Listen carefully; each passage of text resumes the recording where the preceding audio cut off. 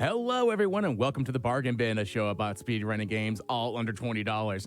I'm your host, Midnight Vesper, and if you're new, here's how this works. For more current/digital games, we'll be looking at various digital stores like Steam, GOG, itch.io, Ubisoft, Epic, etc. to look at the list/MSRP price. For retro games, we'll be using various price charting websites to look at the loose price of the game. We do not count any sales or discounts as they vary from the time of purchase. Couple announcements real fast. Frost Fatale's game and volunteer submissions are now open until November 14th. You can go to gamesdonequick.com for more information. If you've missed out on any GDQ Hotfix shows, you can check out all of our archived past runs and shows at youtube.com/GamesDoneQuick. If you're watching this on YouTube, feel free to join us over at twitch.tv/GamesDoneQuick to check out their live shows starting most nights at 7 p.m. Eastern. And while you're there, Hotfix is funded in part thanks to your subscriptions and bits. Please consider subscribing to this and help support our future broadcast. Speaking of YouTube, our new YouTube channel, GDQ Sum of Best Segments, is up there with our regular videos, like our main YouTube channel, but with small highlight reels for all of our main events and hotfix. After this show, you can check out Speedruns from the Crypt. It's going to be coming up here right after this. I cannot wait for that. And of course, finally, Awesome Games Done Quick 2022 online. The schedule is now out. Prize submissions are now open as well. You can go to gamesdonequick.com for more information. On today's show, we're going to be showcasing Fable II. Earlier in the year, we had Big Law showcase Fable: The Lost Chapters. This time, Big Law is going to the couch and letting Dark Light Boko take the stage for this RPG sequel. With that being said, let's toss it on over to Big Law and Dark Light Boko. How are y'all doing today? Yeah, doing great. Thanks a lot, Miss Night Whisper. What's up, guys? How you doing? So tonight on this GDQ Hotfix, I have the honor to present to you a game I've been speedrunning since 2014, and it's gonna be Fable 2. So that's gonna be fun. And so I'm Dark Light Boko, and with me I have expert of fish, master of kickflips, Big Law. It's gonna be helping me out with the commentary. What's up, man? Yes, hello. I am Big Law, and yes, speaking of speedruns from the crypt, we will be speedrunning into a couple of crypts during this run. And Boko, I'm sure, is going to do a fantastic job of that. So I think we should probably get our way into the game. Yeah, for sure. Well, get started right away. So with the countdown on 3, 2, 1, let's go. Fable 2. Let's get started. All right, so I guess we can start with a few basics about the speedrun. So I'm going to be playing today on the Xbox One version. We're going to be doing a any percent run. And when it comes to this game with any percent, there's two main routes for any percent. There is what I'm doing right now, which is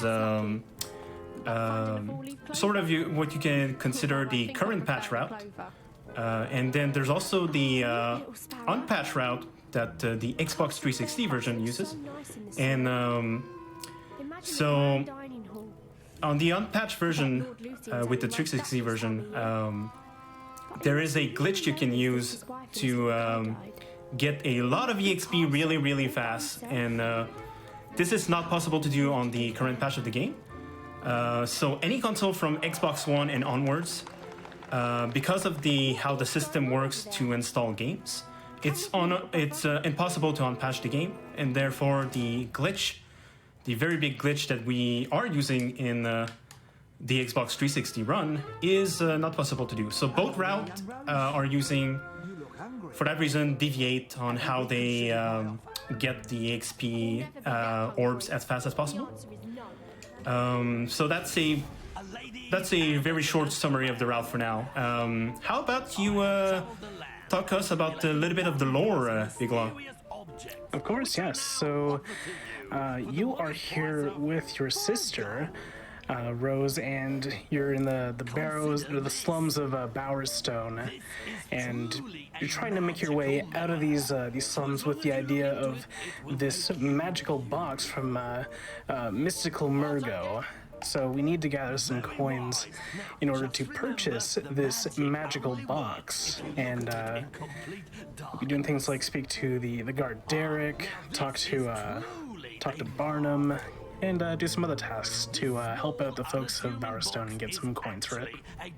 Yeah, pretty much. So the childhood section of this game, so the beginning of this game, is the childhood section, and it's pretty straightforward. And everything that's going to be happening, there's going to be our sister Rose that is going to be following me around, and she's the one that triggers these events. So a lot of the times I'm going to try to manipulate Rose in a way so that the triggered to advance the plot as optimally as possible, which is the sort of the first thing I'm going to do here in a few seconds. So I'm going to go forward and I'm going to try to bump into Rose so that she's facing the guard in an optimal way to trigger what I need. Coins, you could have your answer.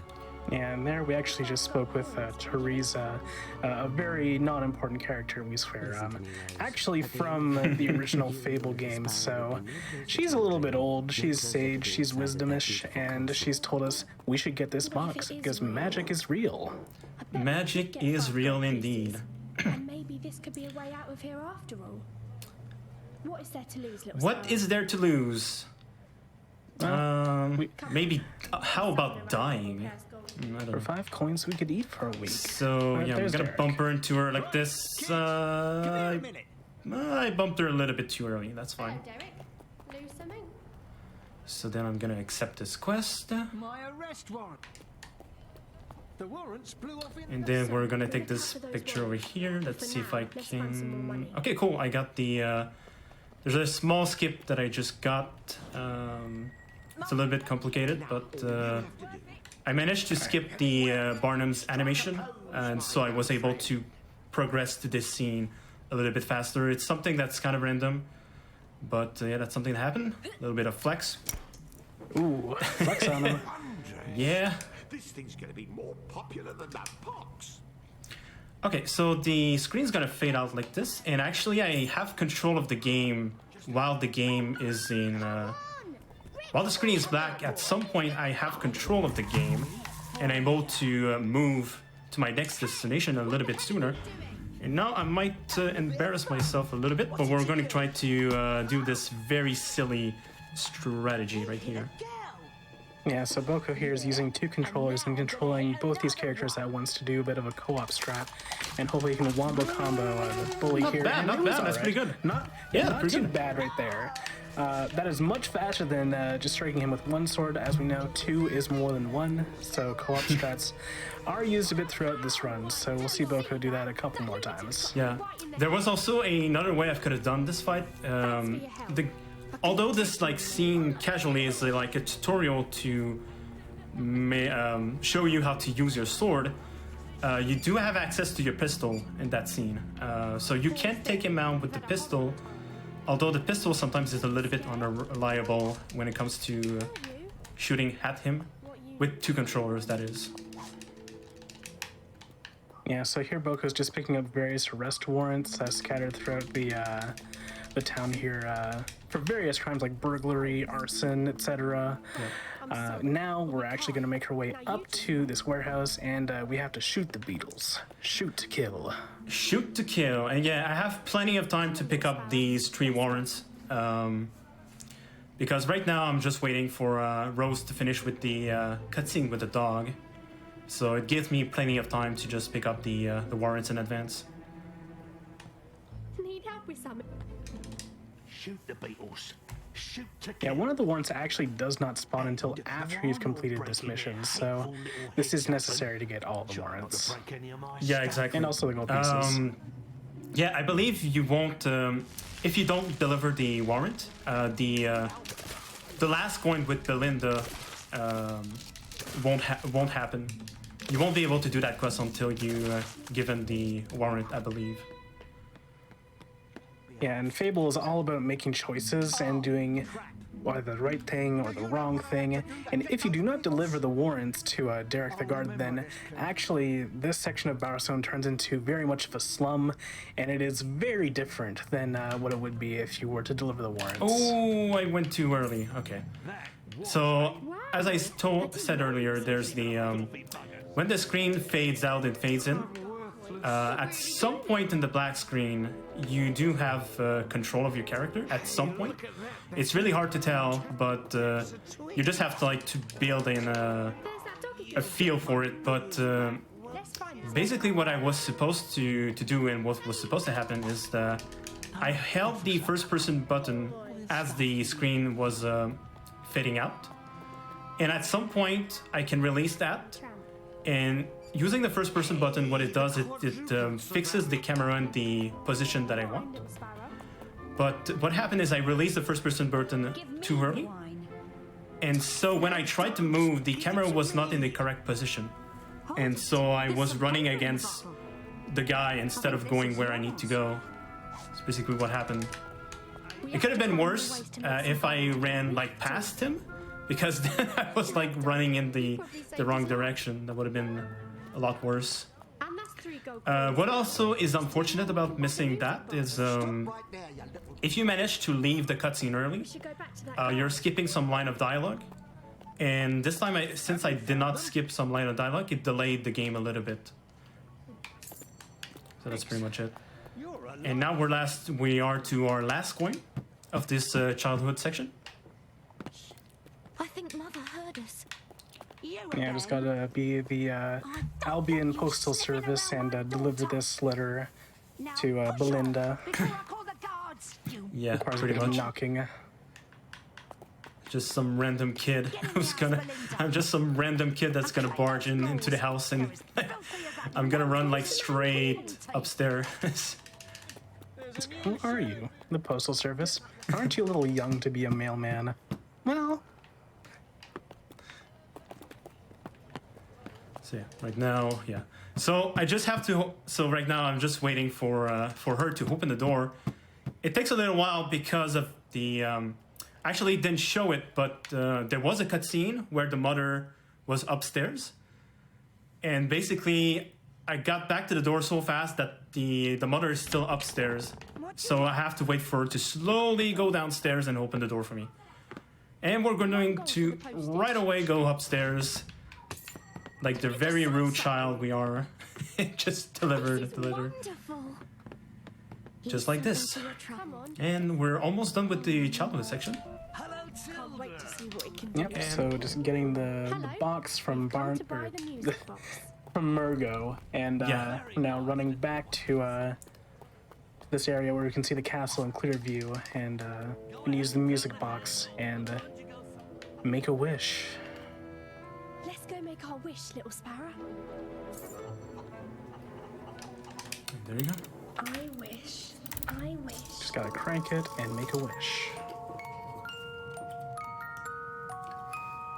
Warning, not all music boxes do this, so if you expect yours to do this, then it is not on the manufacturer. Not all music boxes are magical. I just gotta say that. Oh, Music in itself, magical. Music boxes, not so much. Also, it just poofs out of thin air, so we have no idea what happened to it, and we are going to sleep. Sleep it is. I was so sure On a this nice, was it. comfy I had this feeling like we weren't sheet getting of stuck in our mysterious town anymore. fabric. Why didn't the And I box guess say as a something? fun fact, so while I'm sleeping and the screen is fading out, you still have access. You still have control of your character at this point. Welcome to And our if you were to Oh, run away from your from the scene, basically it would actually softlock the game. So I am not going to do that. What do you want? Not gonna mess around with that. I work for Lord Lucian, doesn't seem like a miss, fun time if we and he would very softlock. much like to see you in his castle. I've been sent to collect you. Another little fun factoid, whenever you just start the game, there's the cinematic with the bird flying over and it giving you good luck. But you can actually swing your sword and get out of the way of the good luck so it doesn't hit you. It's all Is right, that the Dobby. dirt? 'Cause I know in We're this going to Lord Fable there's Lucian's castle. almost like that D&D style I'll of come back for evil, you. good, I promise. neutral endings. Does something like that affect if you wanted to swing away from that? Well, the poop doesn't have any effect on your alignment, but there are Let's go to the castle. 3 choices you can make at the end of the game, and your general alignment at the end of the game does impact certain dialogue with characters. So it doesn't make a huge difference, but the choices are there. Evening, Jeeves. Yeah, that's actually something Lucian asked for. I'm gonna have to do later, where I'm gonna have to actually fix my alignment to be evil enough at the end of the game, so I can have the fastest lines of dialogue. Also, something I just remembered also to mention about the speedrun is But inside, in a normal speedrun setting, I would be running this game without autosave enabled.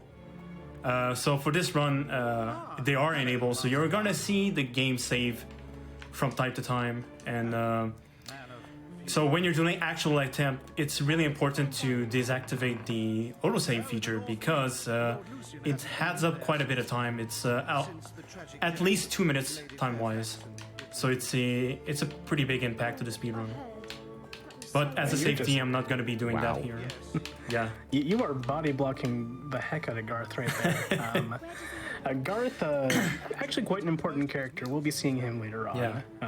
It's a pretty nice view here. Yeah, this is just a bit of an auto-scroller as we are being guided through Castle Fairfax. There's also this where I'm not going to comment on. No comments. It really does smell like armor. You really got to get your nose in there. we bought a piece of it, and we made a wish, and now we're here. Well, that's wonderful. Now, when you meet Lord Lucian, you must show respect at all times. Address him as my lord. Speak My only when lord. Spoken to, Yes, sir.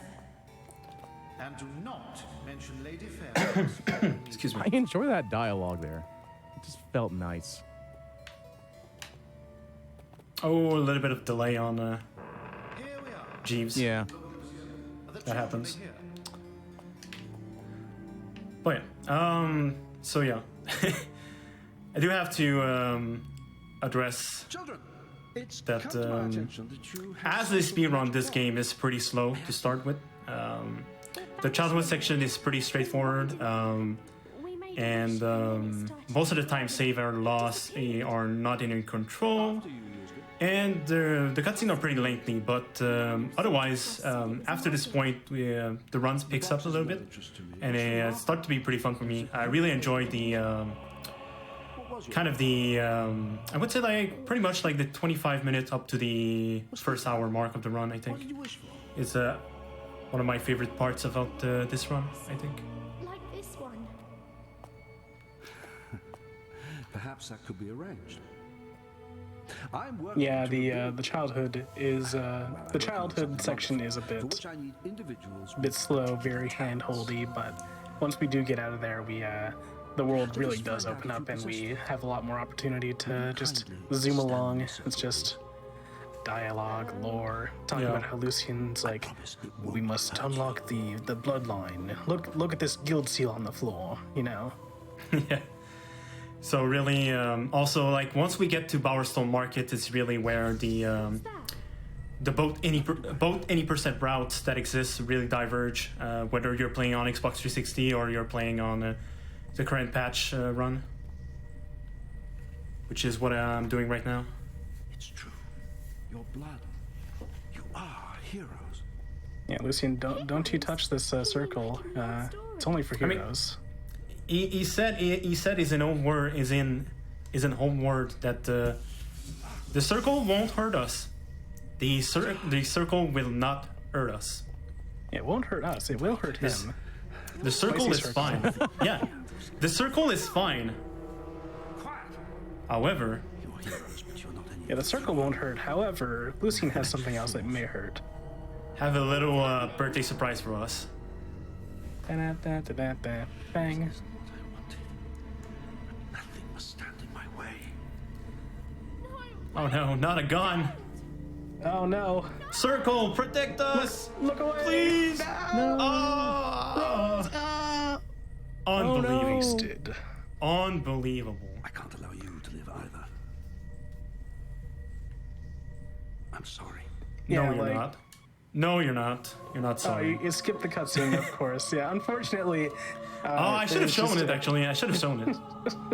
It's like one of the basically, best cutscene in the game. Actually, it's one of the best cutscene. It is a fantastic cutscene. Yeah, I should have shown it actually. Like the hero gets blasted out the window. It's crazy. Yeah. It's off the hook. It is Also, quite everything's the, normal here. I promised I would help Everything's you avenge normal. your sister's death.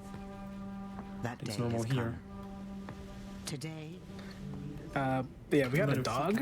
We got the dog from our childhood, and now we've grown big and strong. there's a chest near your So I guess there's a question about the dog. Can we pet the dog? We can. I probably will have the time to pet the dog a little bit later. We can play with the dog. We can train Yeah, the you can dog. play- yeah. We can read books at the dog, and then the At dog the becomes dog. better for it. Oh, do you read or do you throw the book at the dog?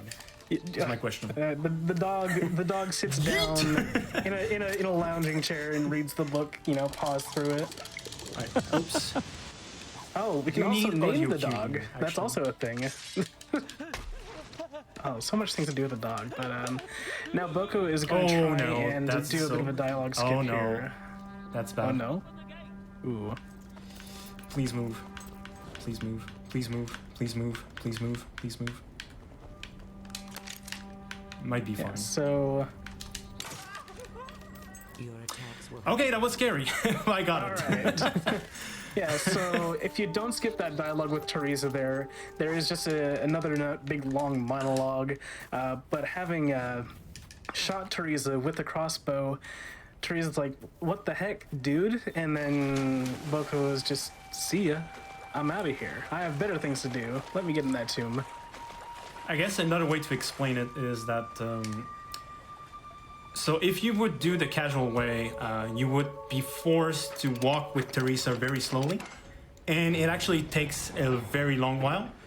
But by well, the first thing I did first is I triggered this cutscene so it would open the door, because otherwise I just cannot do it. So I just go in a little bit just so that the door opens, then I go back out, unload the cutscene for a bit, and then break your fall.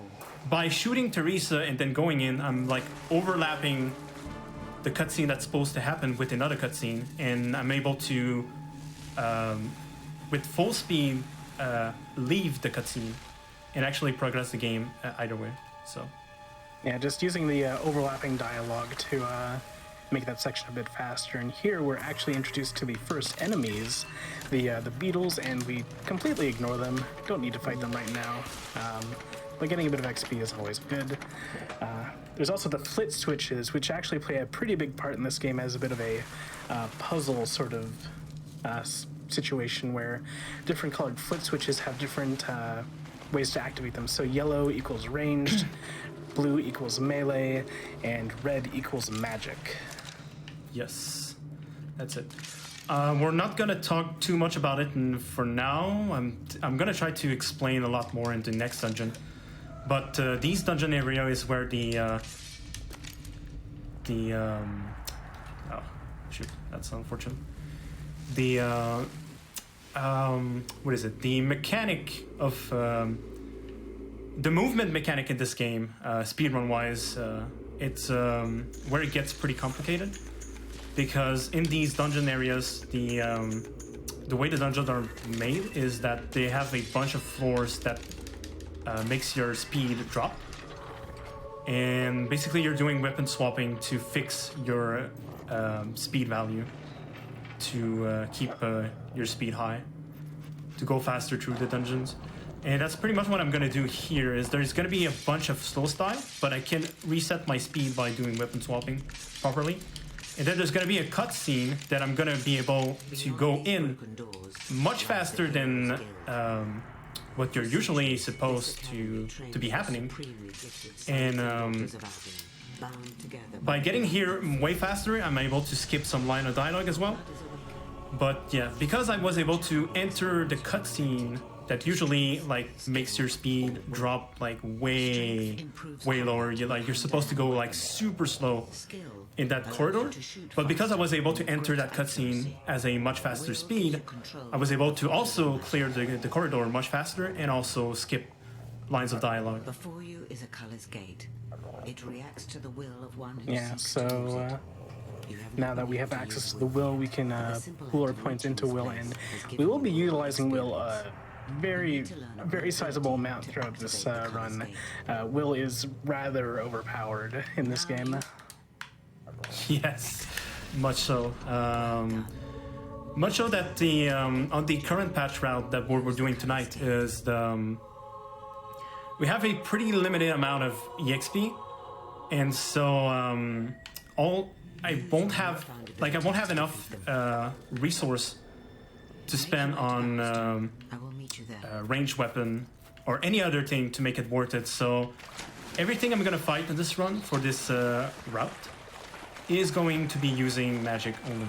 So this is pretty much a magic route only, compared to the Xbox 360 route, which the unpatched route, where you have access to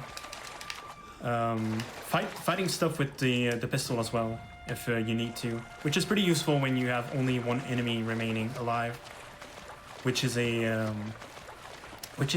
can be quite a big problem, where you will see a little bit later on in the game. Yeah, that's pretty much it. So right now, for the story-wise, we have to fight a bandit, but I did a small detour to pick up this potion of life, which is very important for any Fable 2 speedruns. Not for the HP, not for the actual purpose of the potion, but rather for selling, because it's a very expensive potion that gives a lot of money. So that way I won't have to do any kind of jobs or anything. I'm just going to be able to sell the potion and buy everything I need. Yeah, also also pretty high value. I believe it sells for 2,500 gold to the alchemist in Bowerstone. Around like 2.7k about. Also, Right. what is this? What is this? What is this thing? Oh, Wait, what is this? What is this? almost. Oh, There we go. oh, that was my weird. gosh. That was weird. Okay. Yeah, that's Huh. strange. Okay, I'll guess I'll keep going. Oh, that was weird. I know my controller did weird stuff, and I don't know. That's weird. Okay. Yeah. Now we're just T-posing on them, really asserting our dominance on these bandits. And after we've roasted these bandits, so we'll be introduced to Thag, the Impatient.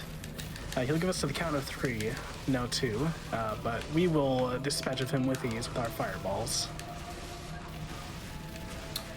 Yes. Very simple strategy. We don't have.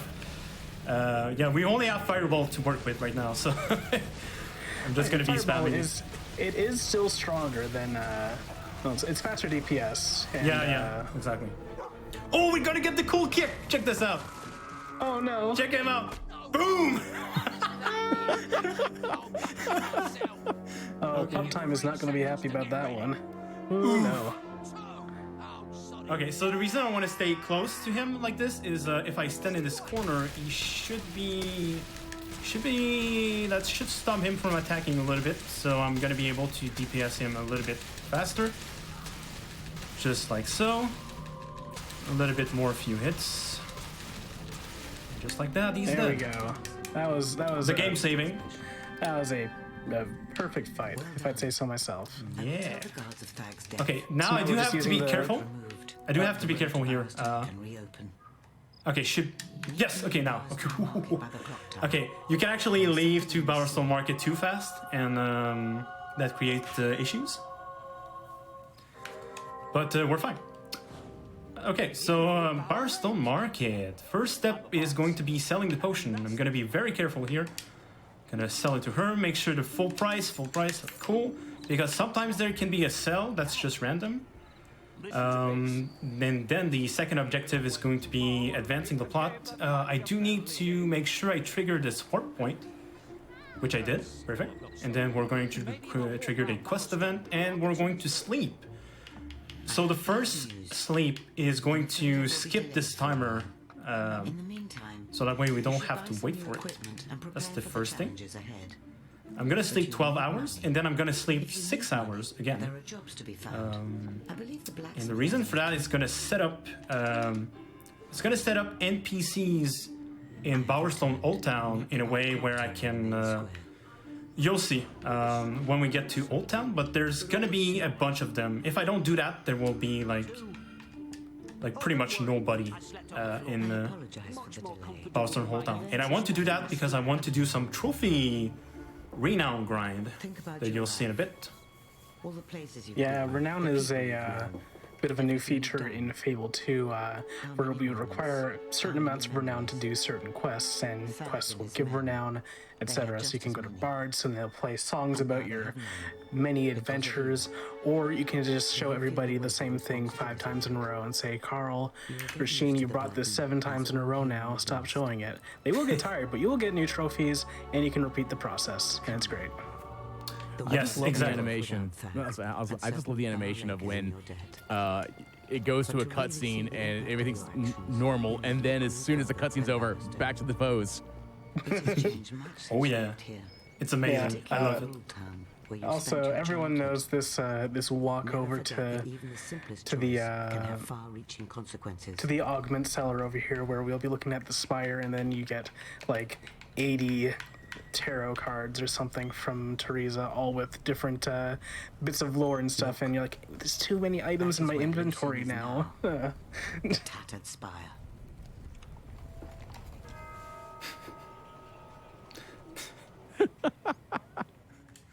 Just open the cutscene and everyone in chat just, get their hand raised.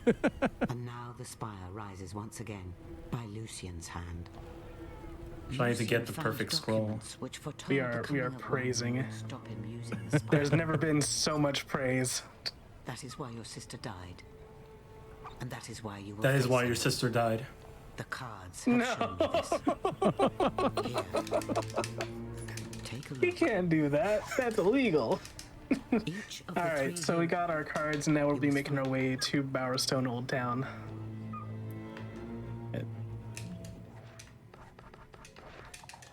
The road to Oak. Just use the quick travel to get to the center of town and save a little bit of time. Just a very minor optimization. All right, Bowerstone Old Town. Okay, so this is where the route completely changes from Xbox 360 on patch. Foal's first step is going to be located there are a little bit spread out. No, it's good actually. Okay, so this is why I slept twice. Is to they would not be here otherwise. I did a little bit too many trophies, but that's fine. So when you get to Old Town, these NPCs will be all together either at the center, like right here, where you saw, or they're going to be next to the clothes stall. So it's always one of these 2 spots. They're always going to be there as long as you sleep 12 and then 6 hours. Next, we're doing a detour to Cemetery. Yeah, and here we're going to talk to the Demon Door, and the Demon Door hungry, he want meat. So we're going to kick the chicken and feed him. I got it. Cool. I got the dialogue skip. Very nice. And this Demon Door is actually quite important because it gives us access to some XP potions early on, so that allows us to bump up our stats and just make these earlier quests a bit easier. Well, yeah. Actually, it bumps up. It's quite a bit of EXP at this point, and the reason it's important is because it's gonna make the menuing coming up much faster. So I'm gonna get to okay. So like the first thing I'm gonna do, I'm gonna keep the strength potion, and I'm gonna use the rest. So this one I'm gonna keep. The rest I'm gonna use. And then we're going to go back to Old Town, just like so.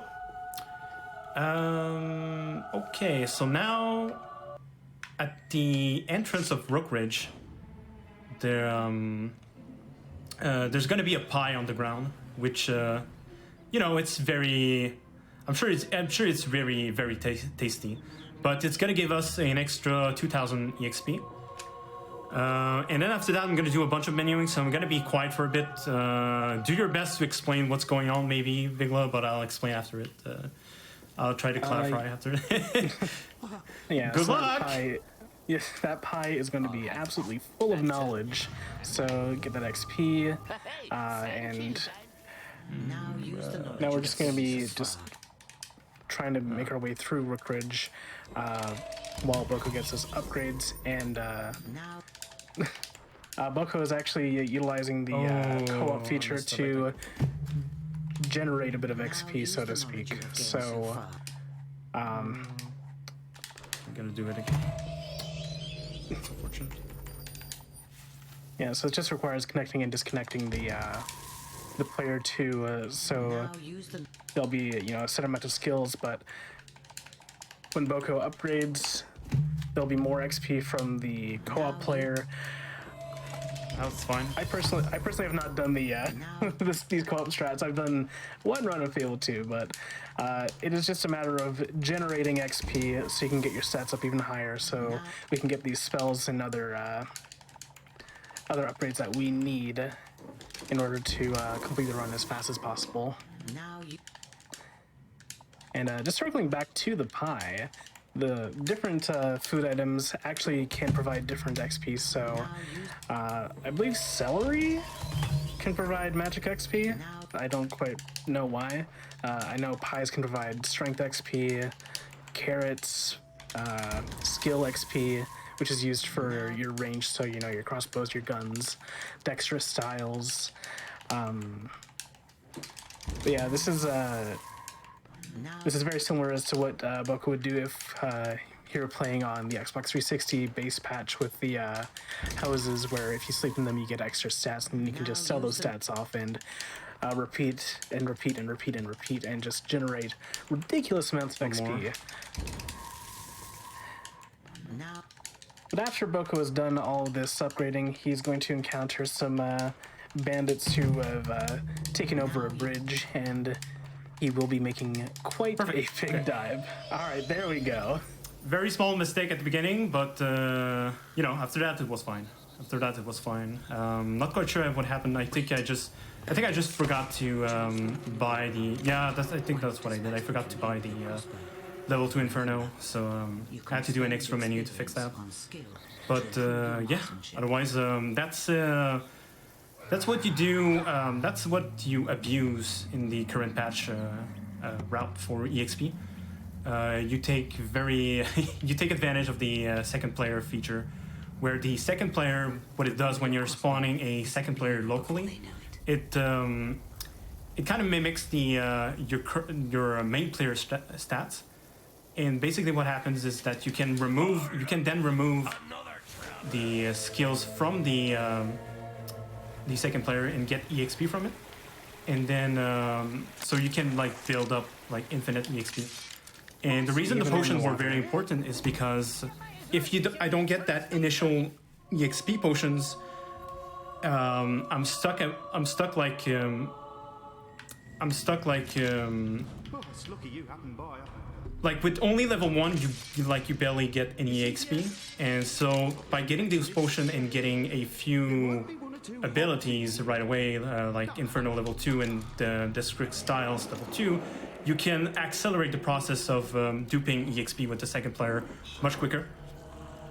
And that's pretty much what you did. And then what the Xbox 360 run would do is you would buy a house. Yeah, I went over that while you were okay, in the, cool, cool. while you were in the zone. So, yeah, everyone knows about the house sleeping strats. So, Cool. Even in the water, Boko is praising the sun. He cannot be stopped, and we are just driving our way through this hob cave.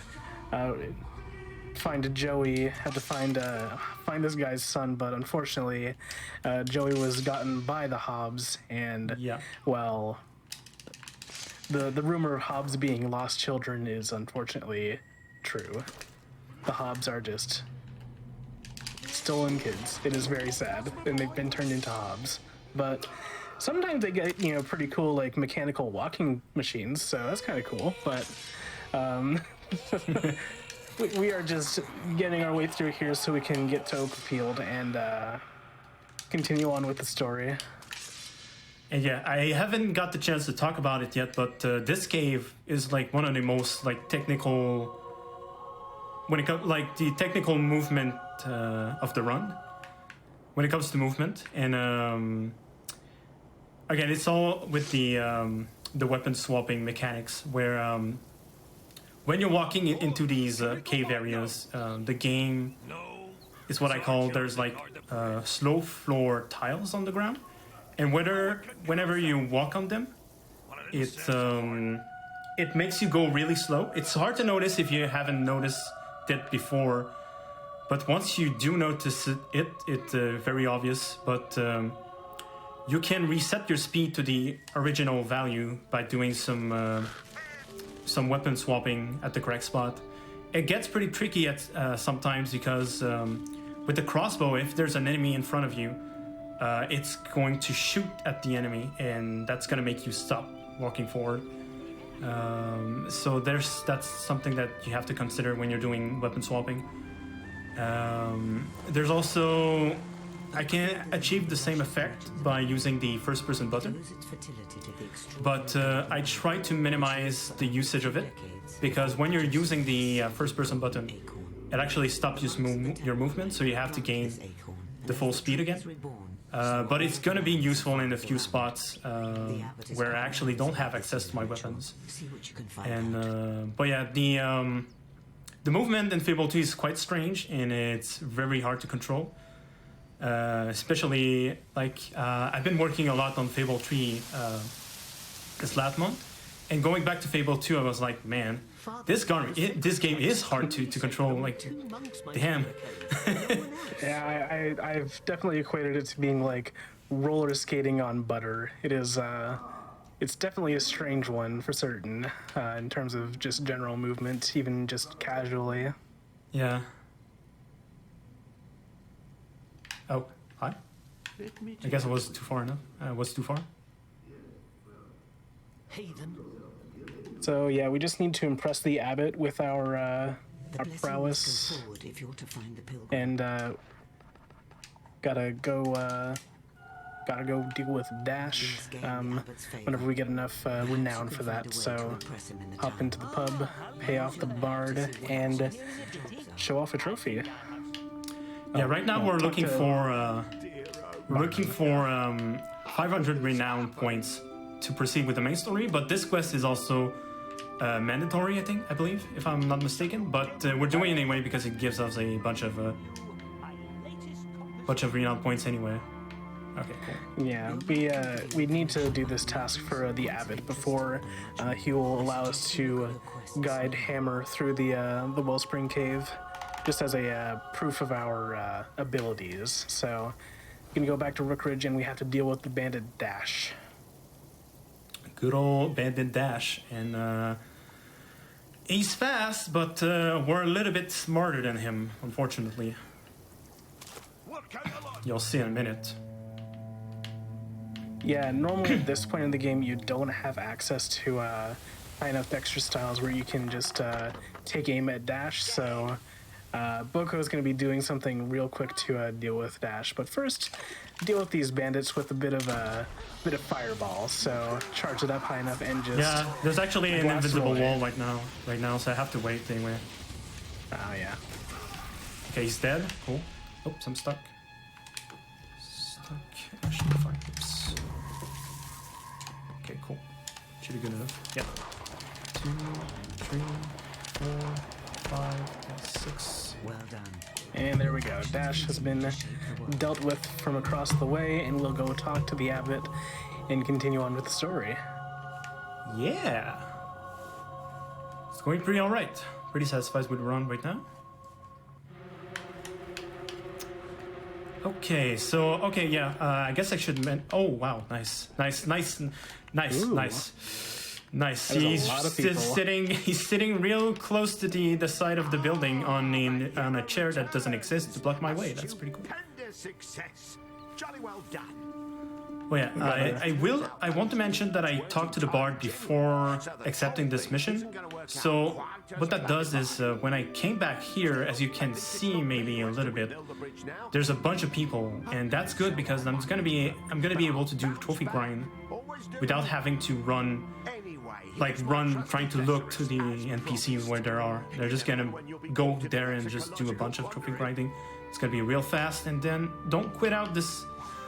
You really, I got worried for a second that I quit out too early, but no, I'm fine. The way to Bowerstone is now. So we're almost done. We almost have enough renown points. That's gonna do the trick. And then we're going to warp back to the Abbot if I can. Hello? There you go. Not yet. You've done it. Almost everyone in Oakfield has heard of you.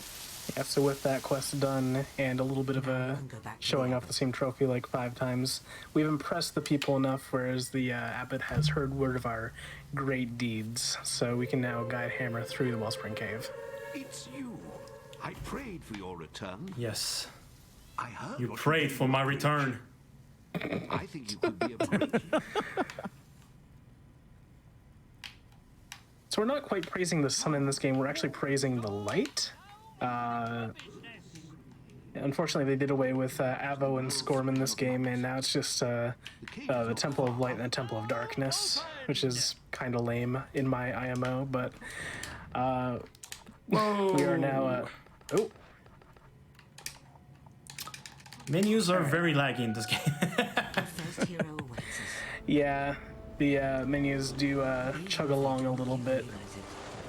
I remember playing on my release day 360 is just like, wow, this game is really laggy. Yeah, it's very much worse on the 360 version. Very much so. Not too bad. Yeah, there's Hannah, aka Hammer, and if you're just sitting along there, she does have a bit of a banger down by the reeds. Serious banger time IMO, but we got an urn to bring through. So the first thing I did, I ran away from Hammer, but most of the time you won't be able to get away from her. You're gonna be stuck in a slow speed, but you can bypass that by using time stop dashes, which is the equivalent of Assassin Rush, I believe, in Fable 1. This spell right here, this thing. Okay, now Yeah, so have to keep a distance, but not. Okay, I got too close. That's fine. Still pretty fast. There you go. Okay, that was pretty good actually. That was pretty good. All right. This should be the central yeah, chamber. so we have to go through I've never seen 3 different areas in order to fill up the urn with water from the wellspring to water the golden acorn. putting weight on But will open the doors. yeah, the first chamber is pretty lax, pretty boring. In my casual playthroughs, I'd buy a lute and just play it while the water was getting filled up. But the second and third will be a little bit more exciting. Yes. So when it comes to speedrun for this game, speedrun wise, the whole thing about this game is that you have to know how to manipulate Hammer in a way to speed up all these events. So Now there are 2 I'm making sure to walk in a certain way so that to make sure that she's running fast or she's not getting stuck in something. Like so, I got in the corner right there on purpose because this little fella here, likes to get in the way, and Hammer has issues dealing with that. So by standing in the corner, I can like manipulate the dog to go towards me. There it goes. That way he doesn't get in the way of Hammer. Getting even heavier. That's nice, that is. So far, this isn't too bad. Yeah, A couple so of steep bits, but just chilling with the I really urn. hope they find someone else. Got our dog here. There's also a silver key.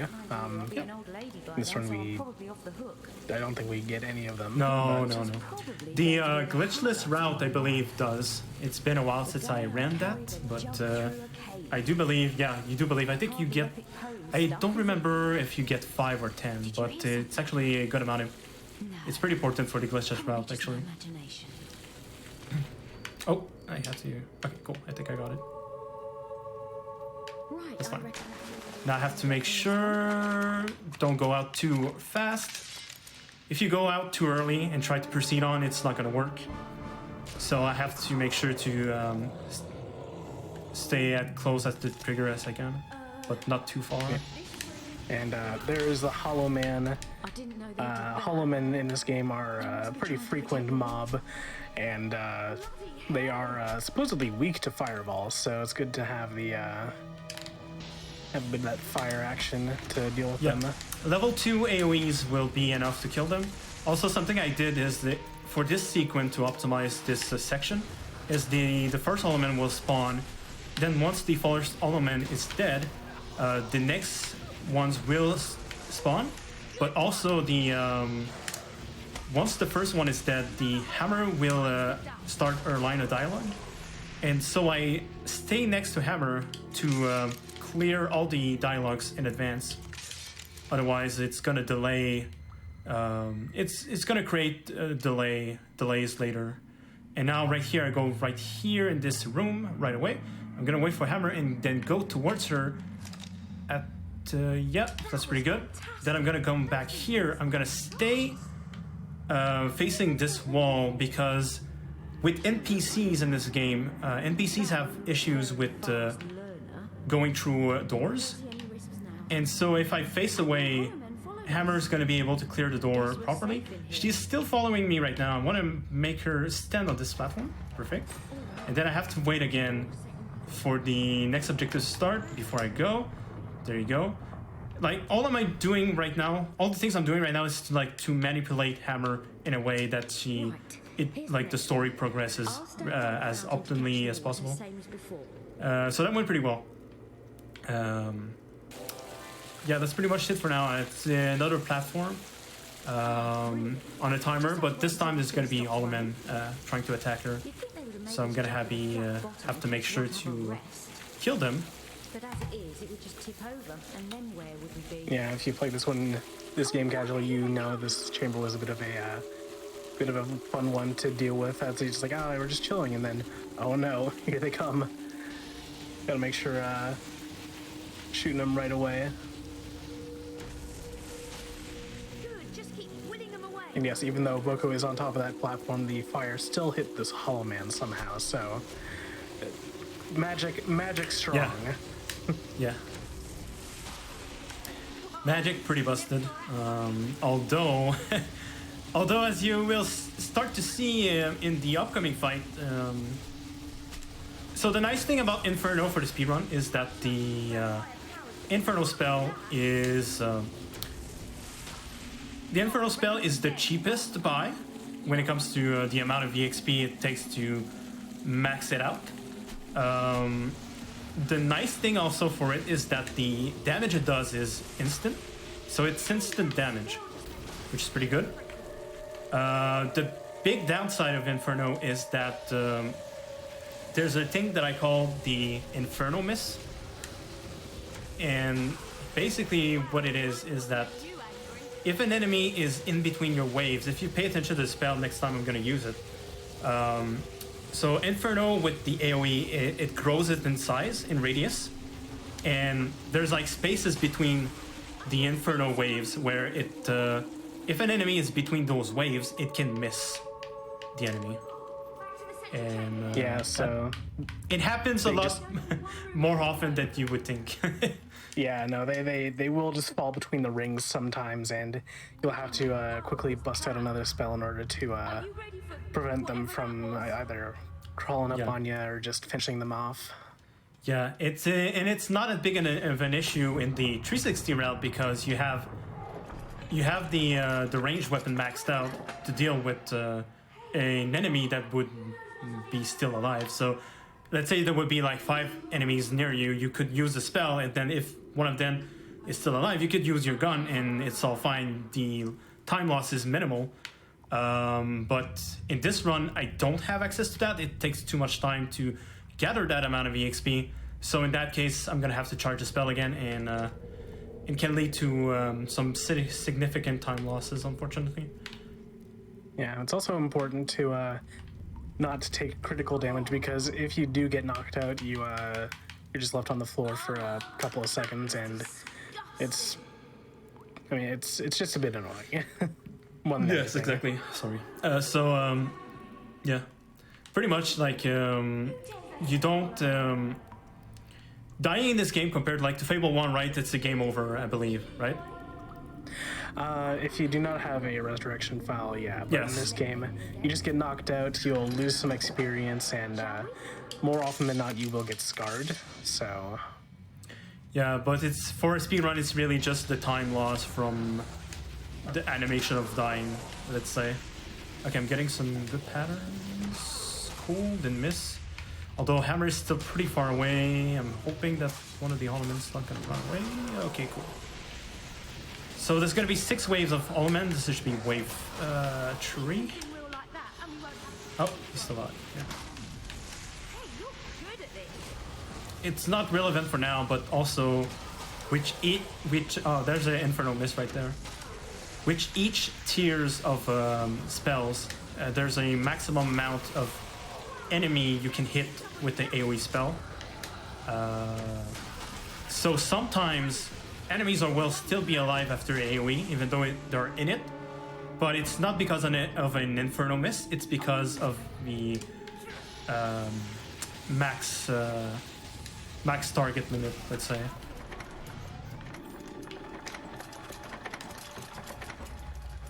And that's pretty much the fight right there. So, I try to use level 4 Inferno as soon as I can to kill the elements, and then once these 6 waves are done, the boss is going to spawn, and level 4 target spell is going to be enough to take him down. Also to note that something I can explain, that the damage your spell do, so your AoE spells do less damage than your target spells. So if you want to specifically kill an enemy, mostly a boss, because boss has more HP, you're going to want to make sure to do targeted spell, pretty much. yeah, just try and squeeze in as much damage as you can there. Now, Hammer's just filling Cool. up the last Nice. of the Wellspring, and there's Brother Robin telling that there is agents of Lucian at the temple, so Hannah's just gonna... He's got a make her gun! way- Oh no, he's got a gun! Oh, He's got a gun! Oh, Not no, again! he's got it! Not again! Not again! Please go! Go! Go! Abbott! He's got a gun! Abbott! No, he's got his AirPods in! Come to the temple. Go after her. Okay. Anyway, I do want to quickly mention that there was a small camera manip that I did.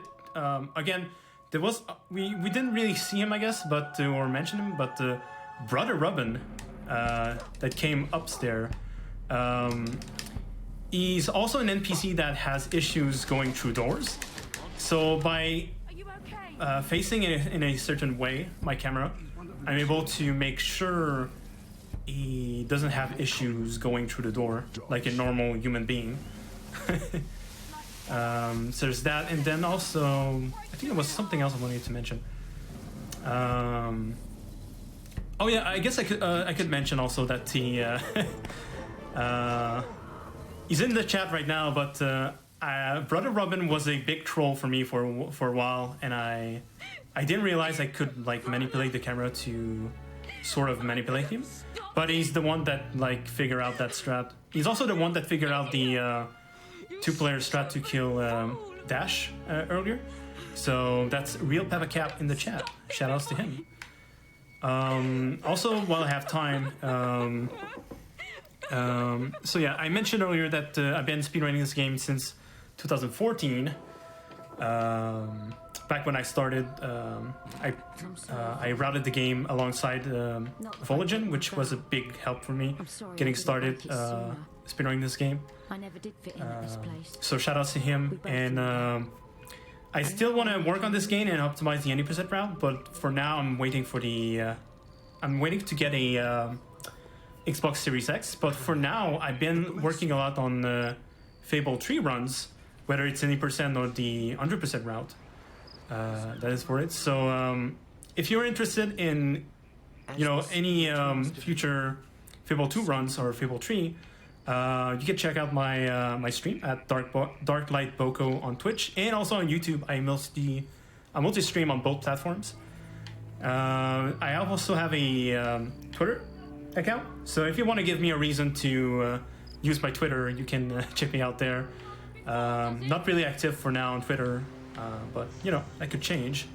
And also, if you are interested in any Fable speedruns, whether it's Fable 1 on Xbox, DLC, Anniversary, or Fable 2, Fable 3, or any other spin-off, we have an amazing Fable Discord that you can check out. So, you know, if you want to learn Fable 2, for example, you can go in there and just spam me a question. I'll be happy to help out. Yeah, the Discord link can be found on any of the Fable speedrun leaderboards on speedrun.com.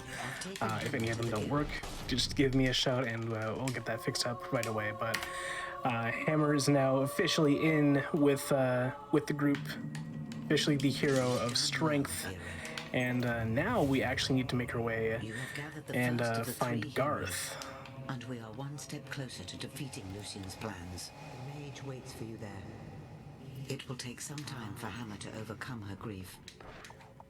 So I'll just quick travel to Barrow Lake and waltz on over to Brightwood.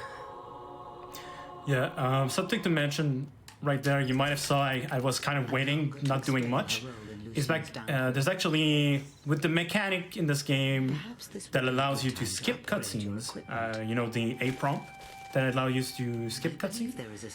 There's a few of them in the game for the speedrun where if you activate them too early, it actually doesn't skip anything because the cutscene is not actually started yet. So that's something you have to be careful about. So that's what I was doing there. But yeah, right now we're trying to find this this guy, Garth, that we saw earlier in the game. And he just kind of walked out of Castle Fairfax and just got lost in Brightwood, built a giant castle, and then invited the Commandant over for lunch. But yep. Yeah, there's so much in this game. I gotta go back and give it a good playthrough again. But as you can see up there is the Brightwood Tower, and Boko is just gonna try and yeah. make his way over there. We were not invited to this supper, but we're going to barge in anyway because we're hungry. We're very, very hungry for food right now. So yeah. So are these. Ooh, swing enemies. Ooh. Get wrecked, nerd. Legendary jukes right there. Good lord.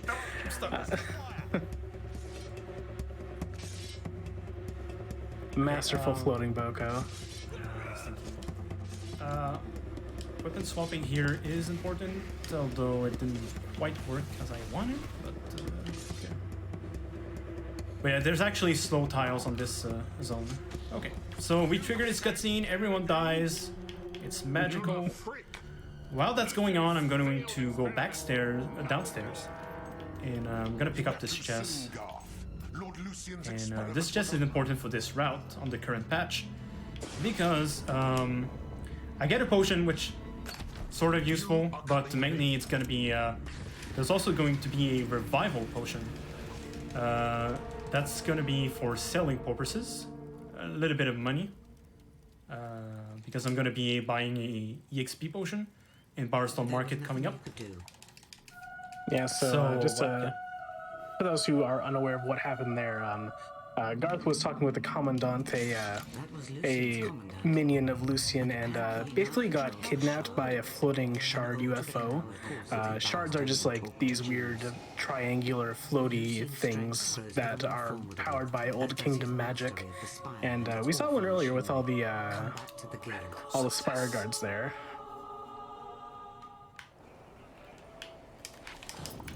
So first thing I'm gonna do, I'm just gonna do a tiny bit of trophy grinding. That's just gonna help for later, because right now we can't progress with the story. But the problem is once we get to the Crucible later on, we actually need a. Oops, we can go down. we actually need 2,500 renown points to proceed with the game. So we'll have to make sure to meet that requirement as we get to this point in the game. So right now I triggered the Jeeps for his cutscene to start. Meanwhile, I was able to go downstairs, trigger the bard. That's gonna give me a little bit of renown point, but mostly that's gonna aggro the NPCs in the village. That way I won't have to run after them to do some trophy grinding later. We do have to pay Jeeves 1,000 gold, which is why I needed the Potion of Life, and the Potion of Life. And the Revival Potion I'm gonna sell in just a little bit, so I can buy an extra EXP Potion. Because right now what I'm looking forward to getting as many EXP potion as I can for the Crucible, which was gonna make sense in a bit. I do need to sleep 12 hours, so it's daytime. So now the shops are gonna be open. I'm gonna be able to head to the potion shop real quick, and now we have the map to proceed with the main story. Going back to the bard, I'm gonna be able to do. I should be able to do the bard again and a little bit of trophy grinding. You know, I wish it was so easy just to walk up to a bed and then say sleep for 12 hours. Like, I wish I could do that so much. That would make my IRL schedule much easier. Yeah. Also with Jeeves, after he gives you the diary, you can kill him and get the 1,000 gold back, but it's not really fast for the speedrun because you gotta go through all the dialogue. Okay, cool. Very good. So I was barely short. I was barely short of buying the green EXP potion, but I still had just enough money to buy the wheel potion, which works out the same for the run. It's still fine. And then I triggered this short side quest for later as well. And now we're going to do the troll quick kill. So what you're going to see, it's all on purpose. It doesn't seem fast or like it seems like I'm messing up or something, but it's all according to plan. Yeah, so Boko is going to pull out the co-op strats again for this this bit of a boss fight here.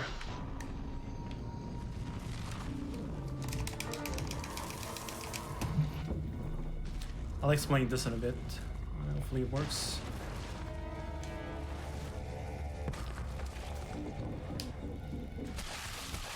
And it did not. Almost did. So the reason that didn't work is because of the Inferno Mist mechanic. So I did everything perfectly, but hitboxes said otherwise. Oops, I got stuck in here. Yes.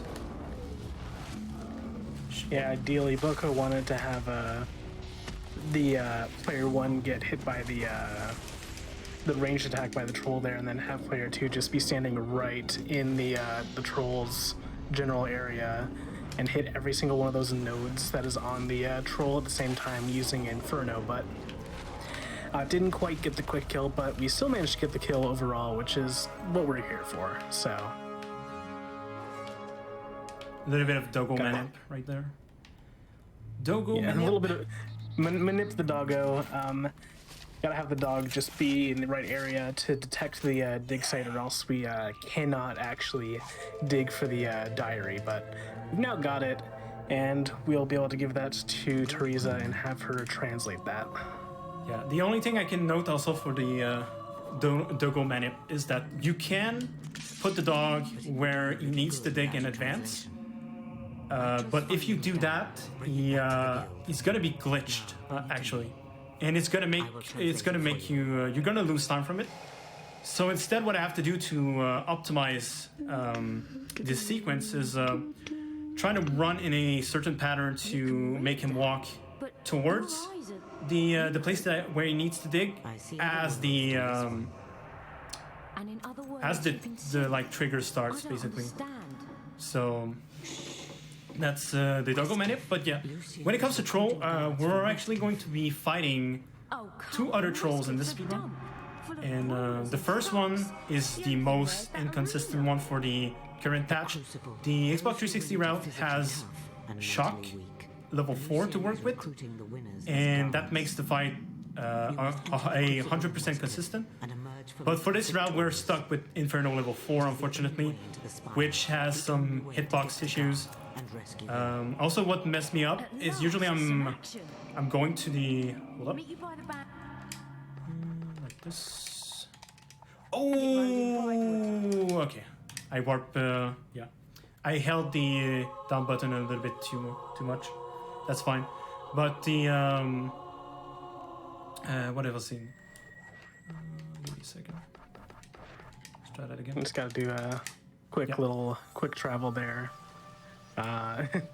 Yeah. So yeah, the first one is first roll is very inconsistent, but the way it works normally, yeah, with the troll, you're not supposed to be able to hit all the weak points at once. But the devs like sort of forgot that forgot to put that. So when the troll is stunting, you can't actually hit all the weak points at once. So basically, if you can find a way to hit the troll while he's doing his stun animation, you can hit all the weak points at once and do the quick kill.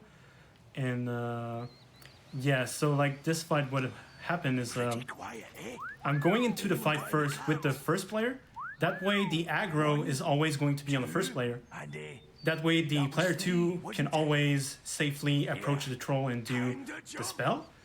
And what also happened in the fight is it sort of messed me up. Yeah, that's what I was saying. It sort of messed me up because usually I like to stand to the right side because I feel like the hitbox works a little bit better. But because I got stuck between the tree trunk and my first player, I had no choice to go to the left because I didn't have enough time to go back to the other side. And but yeah, that's pretty much it for the troll. We'll see later how it actually works because the other troll quick kills are much more reliable. So yeah, you'll get to see how it looks when it's done right. For now, Yeah, we'll be seeing a lot of that magic in the Crucible. So yeah. For now, we're doing a quick side quest before we head to Westcliff in the Crucible. We need to kill this guy for the side quest. That's gonna give us, I believe it's 750 renown points. So it's quite a bit of renown for this point in the game. Also, I'm almost dead. I'm just gonna use the potion right now. All yeah, good? that was a little bit close there. Yeah, no shame that you got to kill Giles. Like he is just a good character, but he does have the best blunderbuss in the game in his basement. So Yep. kind of worth it. Unfortunately, we have to go fast. We'll, actually, though, so what I did is the Red Harvest quest, it's called. There's actually another quest that's like the equivalent, where it's so the Red Harvest quest is like the evil morality choice, but you can do the opposite, where you actually kill the bandit that gave you the task of killing Jills instead. And so the Red Harvest quest just turns out to be faster, but if the other one would have been faster, and we would have done the other one instead. So yeah, we now, with the trophy grind we did in Bowerstone Market and this side quest, that's really quick to do. We almost have enough renown points, or maybe we actually already have enough renown points to enter the Crucible. We'll find out once we get there, but for now, this is Bandit Coast. I don't need to fight any of the enemies. The most consistent way to clear this sequence is I'm gonna stand against this door, and one thing that it does, it sort of unloads the enemies, and it makes Hammer come to the door much quicker. Because again, this is another point in the game where the NPC that's following you, Hammer in this case, is the one that triggers the main story events to progress forward. So right now I'm just waiting, but what I'm gonna do is put safety off and then time stop level 2. It's gonna be useful later in the Crucible. While the safety is off, if I do Fireball level 4, it's it's actually going to kill the guy in the middle, which if you you should pay attention to the cutscene that's going to be coming up once Hammer is here.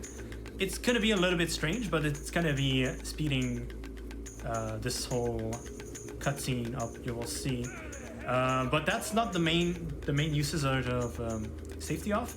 It's because on the next area you will see there's actually the most inconsistent speedrun skip in the run, which is the lidded skip. Okay, Hammer should be here like in 5 seconds at most. There she is.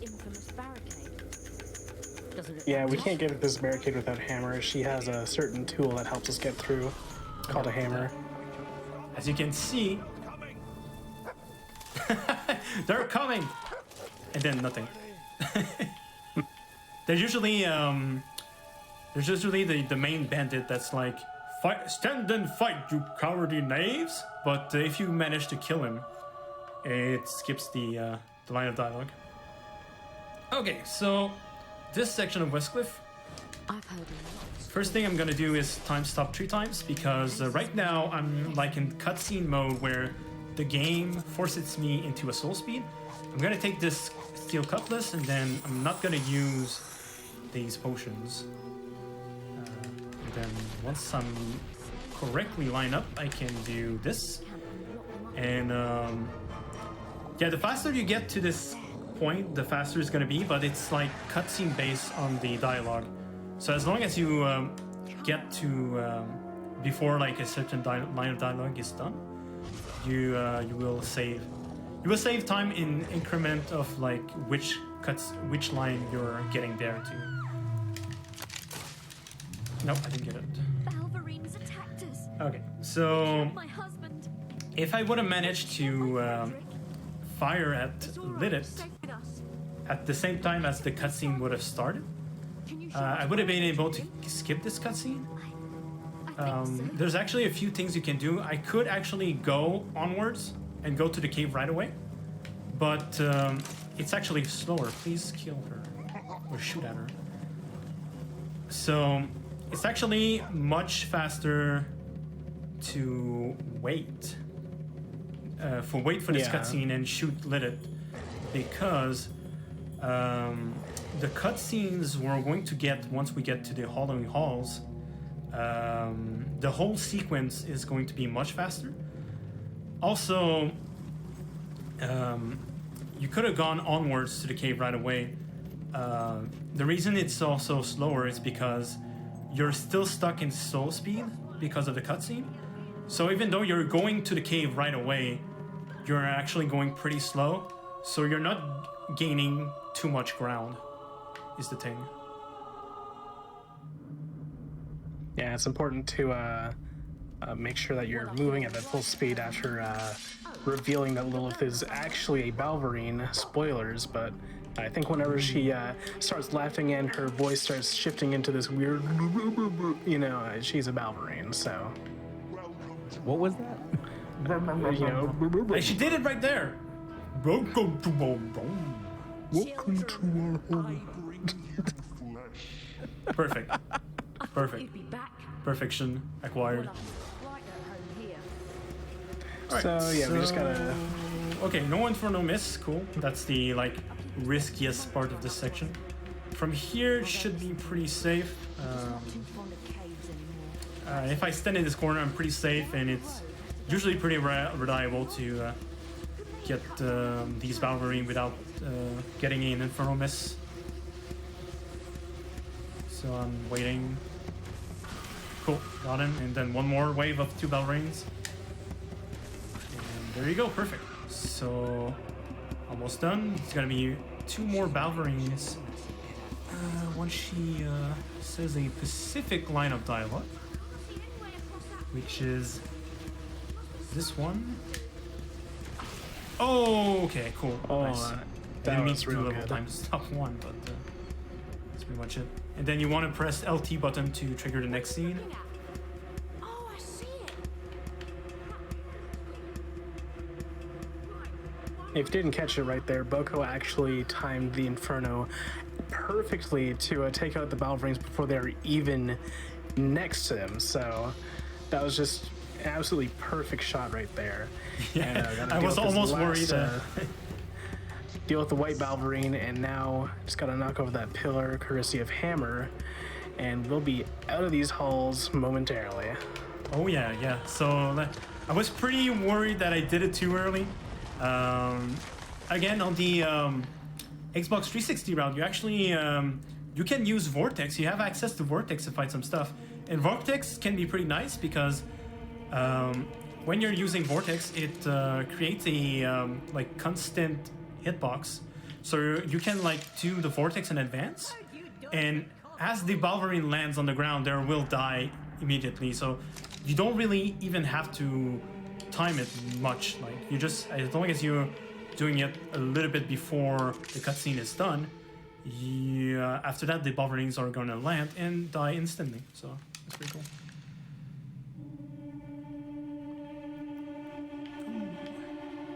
Yeah, so we'll just be popping away out to West Cliff now, and hopefully we have enough renown to enter the Crucible right away. If not, just a quick little grind and we can be on our way to start this game's equivalent of the arena.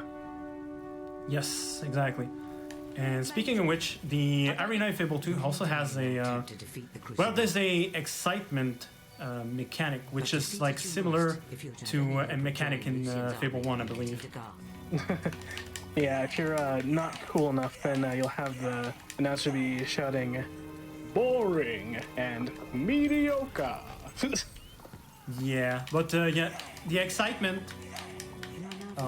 Cool, perfect. So I was looking for the blow kiss expression audio cue. Here we go then, right? That tells me that I have enough point for this.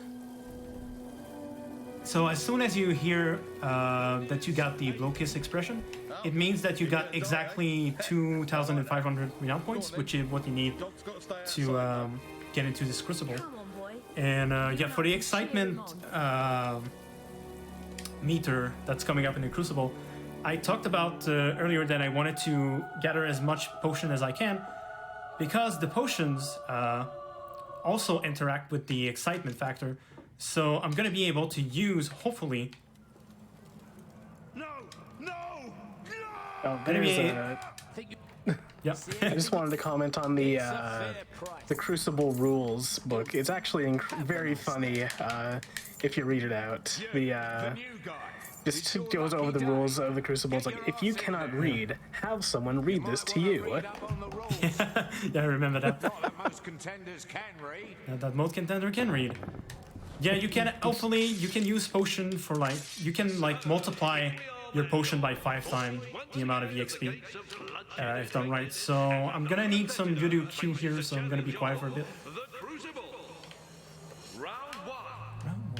Yeah, so there is I believe 7 waves in total for the Crucible. Starting off will be the Beetles, and then Hobbs, and then Bandits, and we'll just go from there. But yeah, Boca right now I believe is just bumping up the excitement factor and hitting the slow time just to have the Beetles be spawned in. And with slow time, it will actually slow the timer as shown on stream in-game. So if you complete every wave of the Crucible within that target time, then you do get a legendary weapon. And here Boko is going to be going for the XP drops with that excitement boosted up, so that'll be a big help for these upgrades coming up.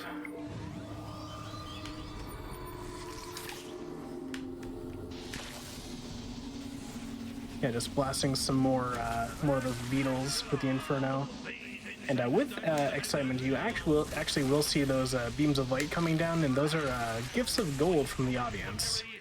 And there we are, we have finished up the first wave of the Crucible. We should be moving on very shortly.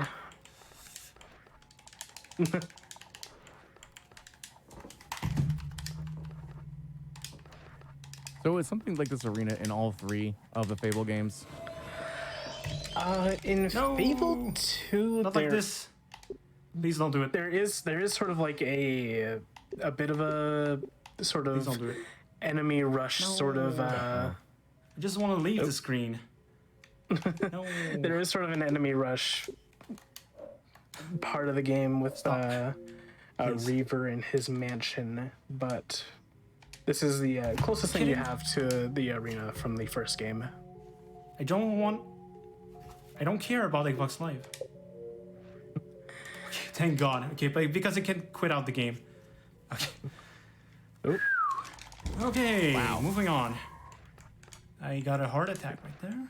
It's fine. It's So? fine. Smile in the chat if you think that it is fine.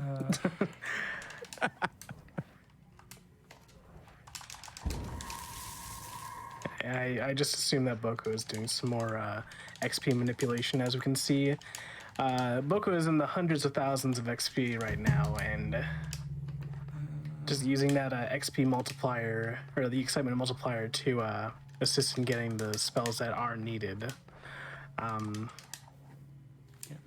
fun little factoid. If you upgrade your toughness, or downgrade your toughness and re-upgrade it, you'll have your HP be fully regenerated. Welcome back, Boko. Good to see you. That was a mess. When you're pressing the one button, it goes real wrong. I don't know why it didn't let me quit out of this like online sign-in thing. Anyway, we're on to onwards. We are on the Hob wave now. This one is relatively easy. Just stand in the middle and blast with Inferno. Having level 5 Inferno is just huge damage. Please? Oh no. So yeah, let's see the simultaneous cast right here with level 5 Shock and level 5 Inferno. Just dealing with all of these Hobs right now. Done with that wait round in 37 seconds. Easy peasy. Wait till you see the 6 rounds we have left.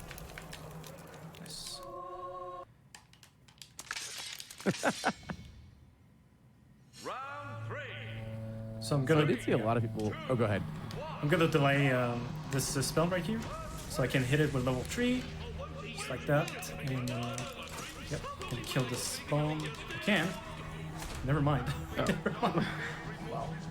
Yeah, so there are these kamikaze Hobs that will just come that's at you. unfortunate. So That was a miss.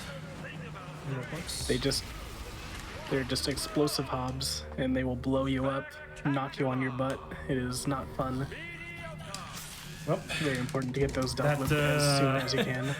yeah, that did not win according to plan at all. That's like never happened before. I said it. Hey, that's a show on the GQ Hotfix. But yeah, what were you gonna ask earlier, Vesper? Yeah, what's up, my midnight listener? Oh no, I was gonna say I noticed that a lot of people in chat were talking about the T posing that's going on, but I only saw one person say it in chat. It looks more like Y posing to me. Yeah, we're What? praise posing right now. I don't know what. That seems like Fable 2 to me. I don't know. Yeah, it's, I don't know it's what you guys perfectly talking fine. about. Seems perfect to me.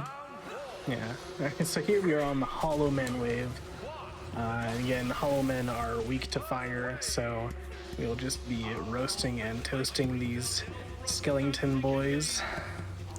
Yeah, I will mention that the shock would work as well, but the way shock works is that the damage takes a little bit more time to build up, and with Inferno, the damage is instant, so we're able to clear out these elements a little bit quicker. Yeah, with shock, it's more like you will have the initial sort of zap, but then the enemies will just sort of stand around and have like initial aftershocks from that attack. So Boko would just rather have the instantaneous brunt of the damage be dealt in, and have the next wave spawning in as fast as possible. Yeah. Shock does more damage and it never misses, so that's the plus side. But okay. Oh, okay. I thought he was there. Cool. Third wave. So I'm gonna go to the center of the third wave. Gonna activate this. That. This.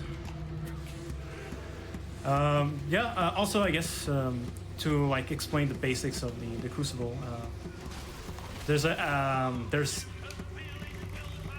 what is it? There's 8 rounds, and each round have 3 waves of enemies that you have to clear.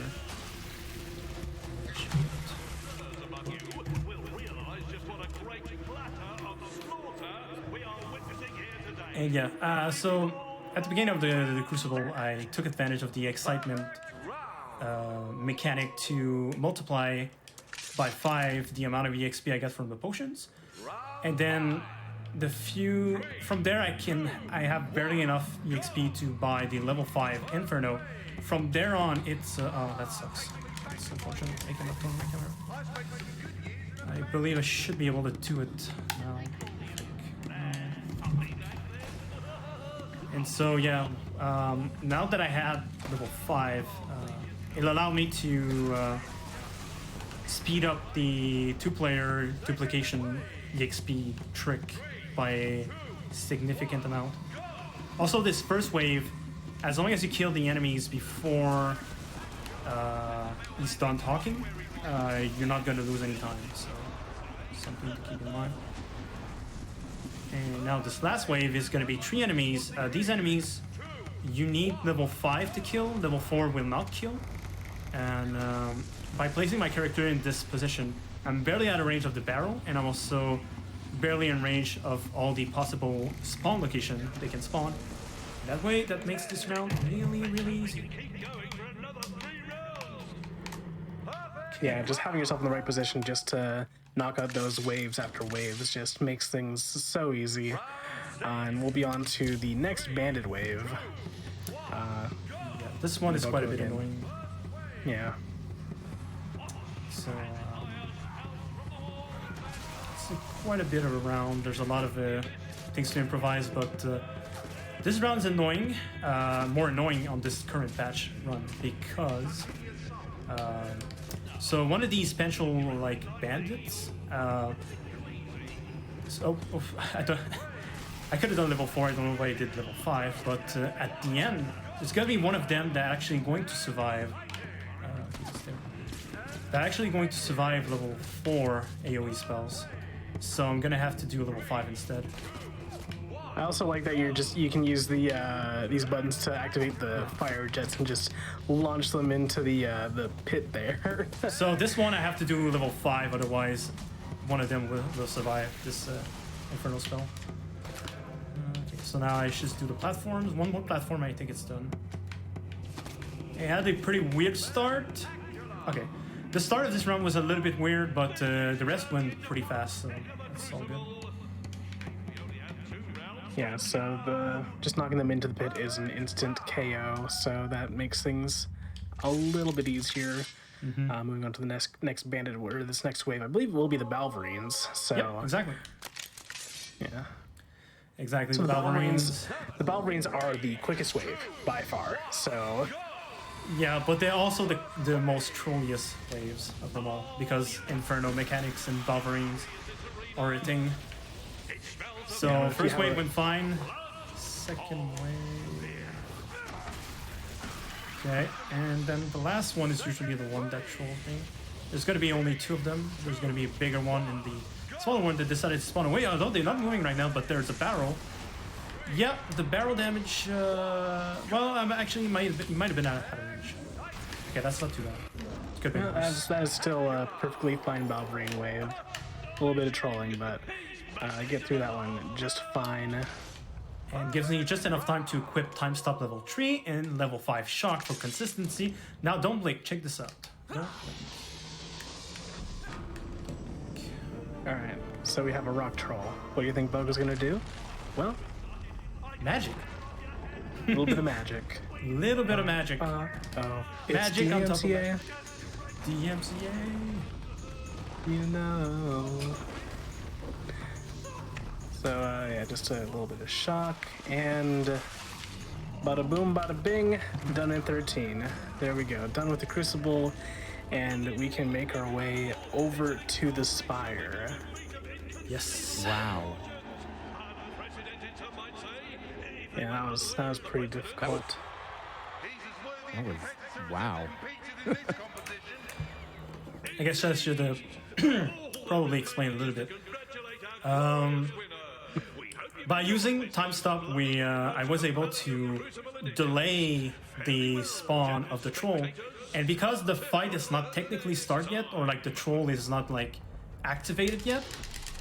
I need to do that. Oh, I didn't get this rupee skip. Oh, that's fine. I'm gonna do that right now. I just forgot, but that's fine. Anyway, because the troll fight is not like sort of started yet, the AI that usually protects him from AoE damage is not there yet, so I am able to hit all of these weak points at once.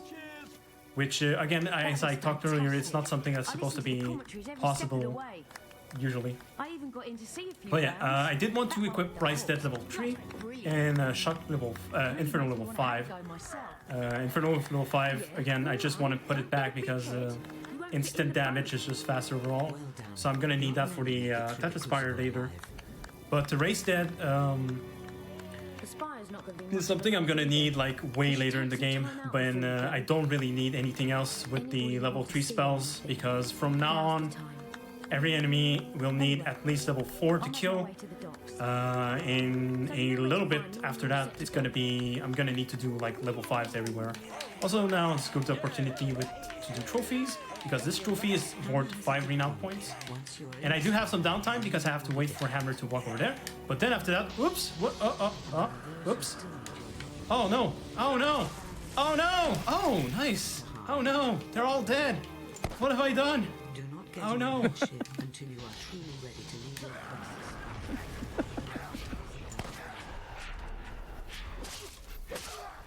Oh, there you are. As my minions killing it. Innocent. No, don't do that. Oh, now I'm stuck in the stairs.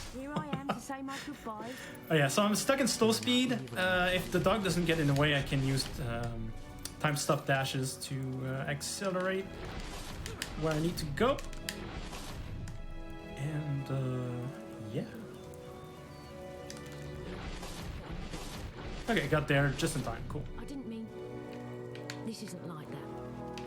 You'll do great now. It's pretty useful to use. I forgot about it, but it was pretty useful to use Raise Dead there, because it keeps the NPCs up there, the villagers, from attacking you, because otherwise they would be actually going against me, trying to kill me during this cutscene, and can result in some pretty bad thing. Yeah. I had, like, before I was using like right there, you saw him like, come here. Yeah, well, he didn't have time, but yeah, before I was using Rise Dead strat, it was pretty risky there, because if an enemy attacks you, or hits you while you're trying to leave, it's gonna cancel the prompt, the A prompt that you have to hold. It's gonna cancel that, and it's not good. We've done well Not good at all. with Lord Lucian. Whatever he's planning, me and Lil are going to be set for life. All right, so now we are in the Spire, where we will begin our 10 years of servitude to Lucian while we build the Spire and try and free Garth.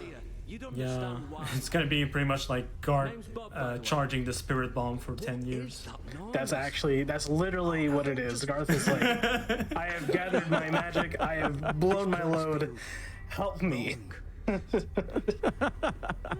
Yep.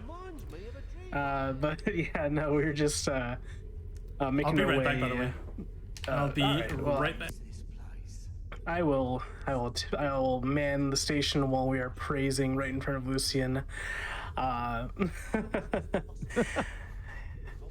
Actually, Vesper, if you got anything to shout out in regards to hotfix shows or whatever may be going on, I think now would be a great time. Yeah, now would actually be a great time for that. So, Frost Fatales, the game and the volunteer submissions are now open until November 14th. For more information on that, you can go to GameZoneQuick.com for more information. And of course, if you're watching this on YouTube, hi YouTube, Feel free to join us over at twitch.tv/GamesDoneQuick. You can check out all of our live shows starting most nights at 7 p.m. Eastern. I beg to differ. And while you're there, Hotfix, of course, is funded all in part thanks to your subscriptions and bits. Please consider subscribing to help support the future broadcast. And of course, after this show is going to be speedruns from the crypt. I can't wait to see all the fun, spooky games that are going to be coming out later on. But in case you missed what was happening earlier, don't forget we do have the VODs on YouTube, and we have the GDQ Sum of Best Segments. It's a brand new highlight channel with regular videos like our main YouTube channel, but with small highlight reels for our Hotfix shows as well as our main events. All you have to do is type in or search for GDQ Sum of Best Segments. And finally, Awesome Games Done Quick 2022 online. The schedule is out, so the prize submissions are now open as well. Go to GamesDoneQuick.com for more information. And it looks as though Dart Like Boko is back. Perfect amount of spiel for there, Vesper. Excellent job. So we are now going to the flashback, or the flash forward rather, into our week one. It's been 1 week since we've landed in the Spire, and now we get to talk to this guard and be on our merry way and do our various duties in the Spire. Right now, you're in the barracks. Bye now. Bye now. Also, we have a very fashionable outfit. You can actually use left trigger and examine the guards and find out what they like and stuff, like with most characters in the game. Yeah. I think that's like a really cool mechanic, like just like being able to, examine the NPCs and stuff, see what they like. I think most of these guys actually just like gold, which is understandable. Of course. Yeah, you will notice that Boko has this that very cool necklace on, very cool little collar. It's a bit shocky, so don't get out of line. Huh? Oh yeah. We will learn all about that in a few minutes with the Commandant. But yeah, for now, so when it comes to the speedrun, this section is, it's the slower part of the run, pretty much. But even though it's slow, there's like a lot of key things that I need to make sure to do right. Otherwise, it's gonna affect the time of my speedrun by quite a bit. Some things I'm gonna have to be lurking out is the speed at which I'm moving, which this area does have some few slow tiles, as I referred to them, where if you run on them, it can lock your speed. It can like change your speed to a very slow value. And I don't have my weapons right now, but what I can do is I can press the first person button to fix my speed, which is very useful thing to do. Also, like things to optimize what I did right there, I actually held LT button in advance, so I buffered it to make this scene progress as soon as I could. Yeah. So yeah, we've just been talking with Bob. Bob is our friend in the Spire. He's a very cool guy. We'll have a very intimate moment with Bob later on. Maybe a bit NSFW, wink wink. It's not what I'm implying, I swear. But we are making our way over to the commandant. That's fine. I didn't hear a single thing that you just said, so that's fine. I think it's good that you tuned out. But yeah, that is the commandant, and he will be testing our ability to obey. Obey! Pretty much. Something like that. That would be my imitation of the commandant, I guess. So I think I'm in the right spot. Seems good. If I do stand in a if I do stand in the correct spot, I'm gonna be able to skip some lines of dialogue. You will be able to tell if I did it or not. If I'll tell you when it happens, but I want to see lightning right away. If there's no lightning and he starts talking. That means I was not in the correct spot. This will continue until you submit, which is gonna be. You believe you will No, resist. not yet. Some do it first. Yeah, he's gonna move to a different spot in a little bit.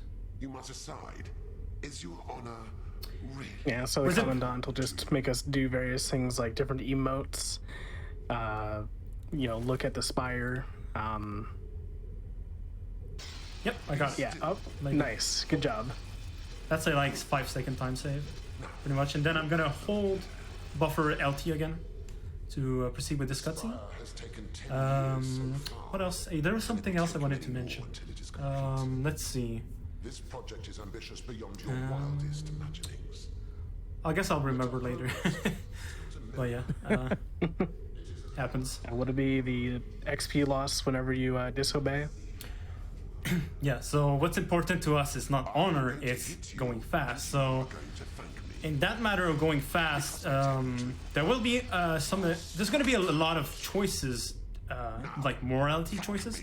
Either you obey or disobey the commandant. And it was not okay. So that's what you don't want to do. I was supposed to obey him. So here you go. So if you disobey him, you're stuck in a cutscene like this. For some reason, my brain told me that to mash the D-pad downwards, but it's the opposite. So, as you can see, if you obey him in this scenario, you hit again, and that's it. And once more, it proceeds much quicker. Yeah, it was just a quick demonstration of. Of course, it's a showcase. Duh. Yeah. Yeah. A slow case, as it were. Of course. You do understand the concept. So we got one more to do.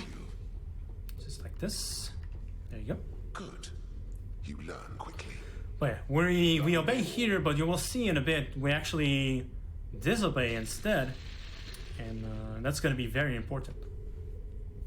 Very, very important.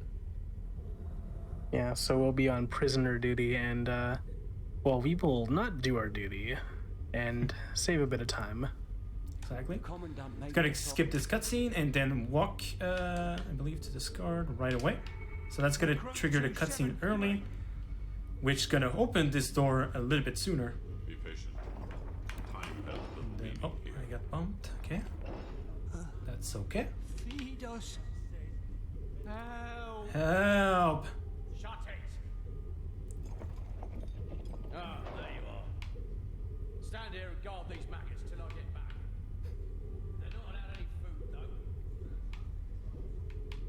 Yeah, so I'm not certain who designed this prison, but they just have these levers that, when you pull on them, fish just falls from the ceiling. So yeah, the prisoners are not allowed any foods, but there's a switch to give them food? Obey. Question mark? Logic?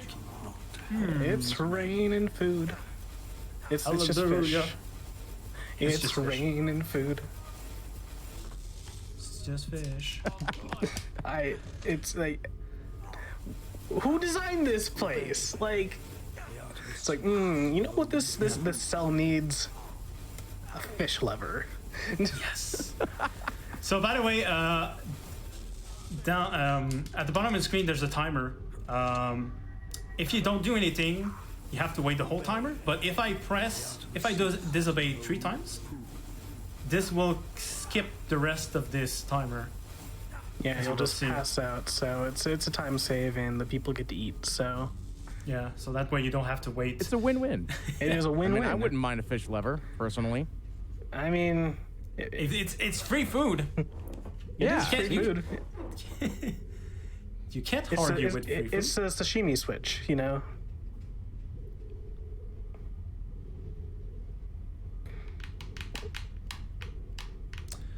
All right, so now we gotta report to the commandant again, and we'll have our intimate moment with Bob. Aw. The commandant's right to keep this one caged. I forgot to check how much time it's been at this point, but it's probably been at least like 2 years, probably. Maybe. Oh, we spend many units of time in the Spire. Yes. I will make Because I guess we're not smart enough to find a solution on our own. I believe you know Yeah, we gotta wait for the spirit bomb to charge. And there's Bob. He's on the floor. He's just chilling. He's just chilling, having a good time. He's having so much fun. Oh. Anyway, I'm gonna face away from the commandant. That's gonna be very important. He's gonna be like, take the sword, and then I'm gonna take the sword, and then with item prompts, when there's an item where you can use the X button, you can like skip the prompt window faster than if you're trying to use A. Oh. And so I'm using the sword, but the sword, if I'm doing it that way, it's gonna swing the sword. So if I'm facing the commandant, it's gonna hit the commandant. It's gonna delay the game. It's gonna give me an extra cutscene, and it's gonna make the run slower.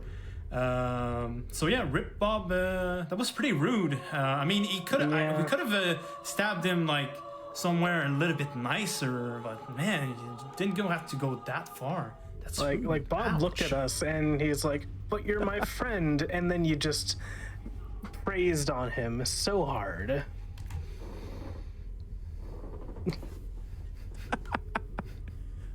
Praise this, mother trucker. But now we have to report to the commandant, and we have a special duty to check up on another guard who has not reported back. And well, it is time.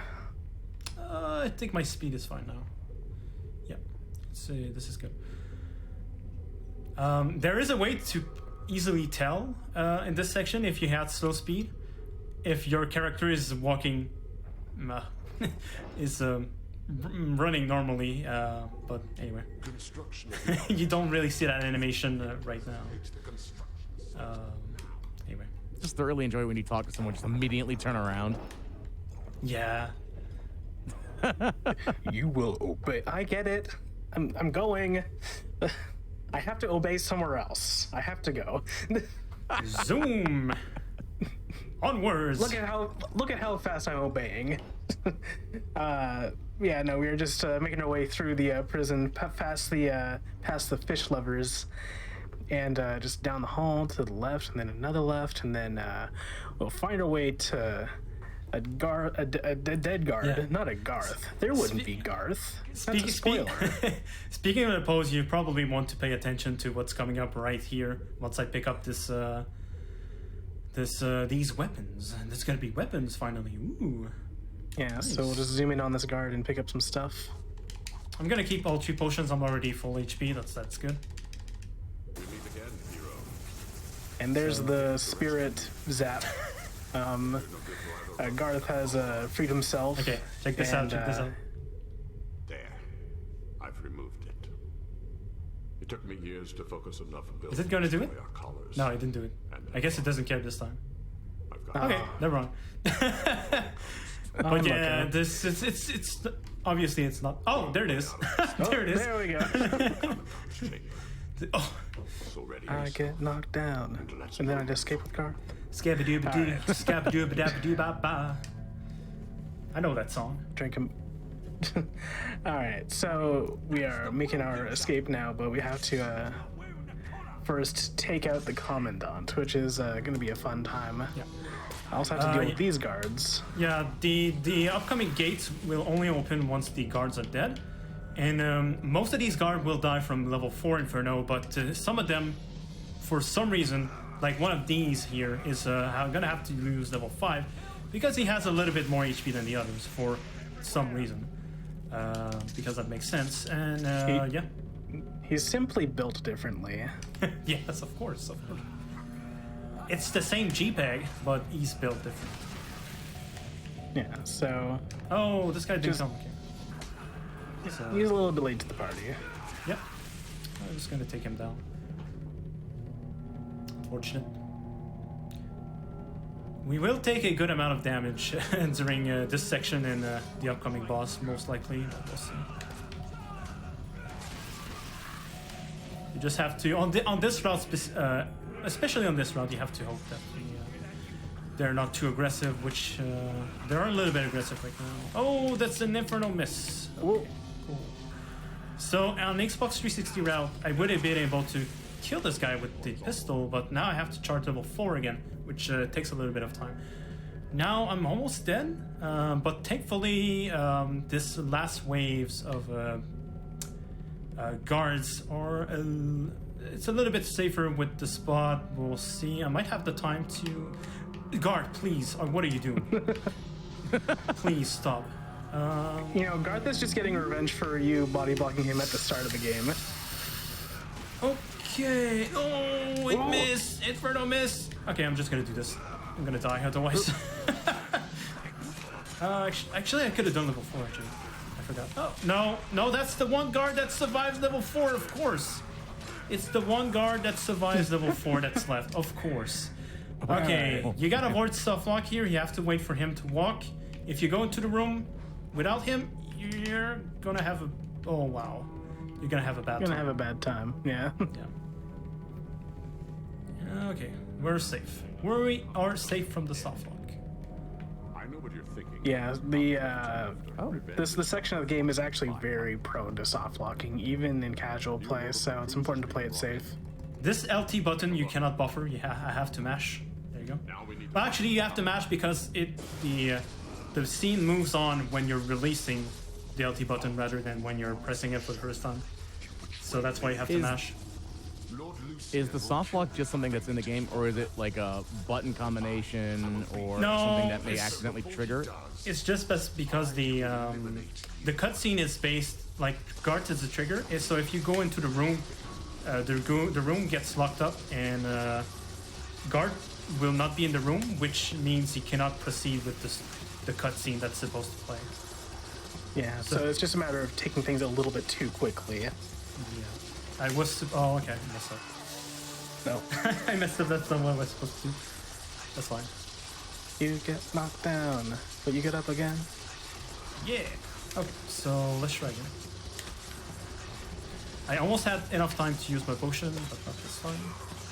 Okay, so this fight is pretty weird, where the how this fight works is the commandant, there's waves, so there's a fixed amount of damage I need to deal to him before it changes face. Like right there, he disappears and he's gonna reappear. This should be the last wave.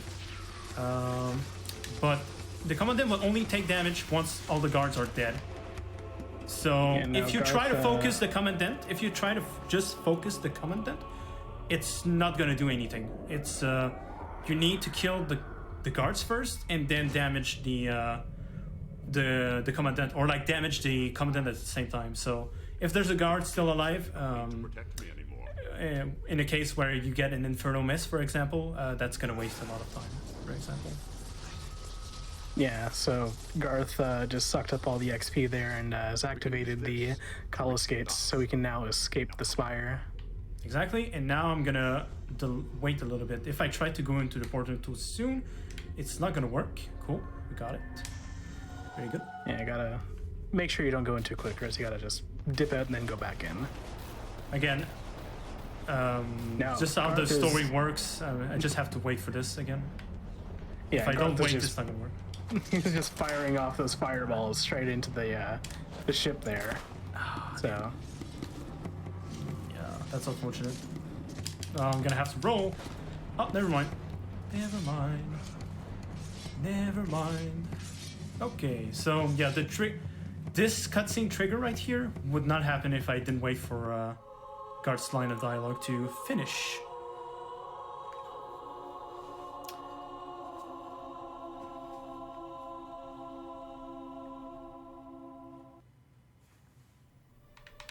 Alright, so we have made it back to Oakfield, and we have been reunited with, be reunited with Teresa, and most importantly, the dog! Frankerzy! Frankerzy! Come here, Frankerzy! Frankerzy! There's a glitch you can get. There's a glitch you can get here sometimes where you're still stuck into a animation while this mini cutscene is going on. I will inform Garth of our progress. So the dog is gonna go at you, and you're just gonna be like, take my hand, Garth. We have a great deal to discuss. Do I have any choice? It's like, Master, you're back. Praise. Praise the dog. I was supposed to. That's fine. I forgot to do the trophy skip. That's fine.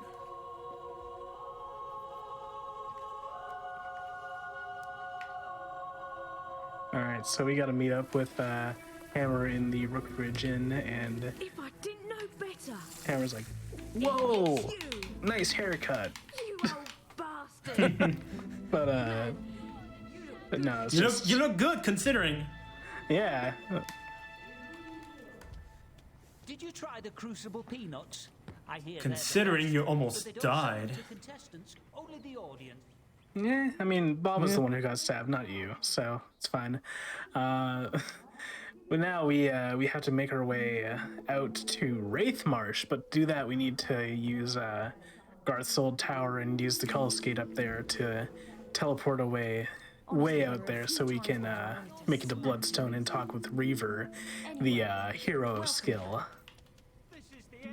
If you do notice the eyes of the dog, well, we missed it, but his eyes are red right now. Find out soon enough myself. Yeah, so a fun thing in this game is that your dog's appearance actually changes along with your alignment. So if you're a very good, very pure person in the game, then your dog will become looking more like a golden shepherd or whatever, a Labrador retriever. Sure. Yeah, I believe so. And if you're evil, then turns into more of a darker shade, black lab with evil eyes. That night in the castle, your sister. I really enjoy that the dog changes with you as well with your alignment. That's a really nice, Yeah, oh, he's so cute. addition. Oh, he's so cute. Yeah, you can. There's also a DLC in this game where you can buy potions and you can change your dog into different breeds. So you could just have like a really evil poodle if you wanted. The Cullisgate there will take Yeah. us to the thief. Appreciate that addition in this game. Let's just smash him.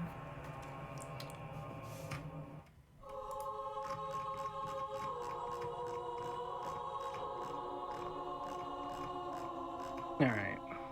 So it's Brightwood time. Make it to the Brightwood Tower. Oh, and, yeah. We gotta charge that Cullisgate.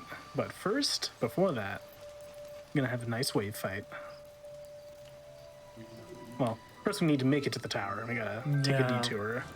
It's probably the part of the speedrun that I hate the most. Really is great to have you back. So we pretty much once we get to the Brightwood Tower and our guards and Hammer are there, we're gonna have to protect guard from getting hit. And yeah, it's pretty annoying because there's gonna be quite a bit of enemies, and it's gonna be hard to keep up with killing all of them in time. And we're keeping control of the situation rather, because the spawns are gonna be pretty random. Sometimes they're gonna spawn in really, really stupid spot, and sometimes there's gonna be no master unit spawning, and sometimes there's gonna be 5 of them at once, and they don't even die to level 5. You have to, well, some of them do, but some of them you need to do level 5 and a little bit more damage, which the Raised Dead will be useful for that. But it's a part of the game that honestly is really it's at this point where the game is really not well balanced, in my opinion. Especially I'm using magic where I can kill multiple enemies at once, which is really broken and stuff. But if you were to play the game with only a sword or the gun, it would be really hard to keep control of the situation. Honestly. But yeah, unless you abuse time stop, but time stop, because it slowed down the game, and I don't want to use time stop unless I really need to, which I might do it once here just to make it safe because there's going to be quite a bit of enemies, and if they decide to be really aggro, they can easily drain out all my HP pool. I'm only at level 4. No, I'm level 3, I think.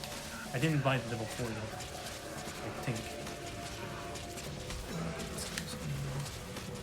I believe I did not buy level 4 yet on this round. It's something I could have done in the Crucible if I had enough EXP, which I believe I have. It's just I didn't have the right time to do it, I think. Now I just have... Oh no, the shard is glitched. It sucks. I'm gonna hope the shard is gonna come here.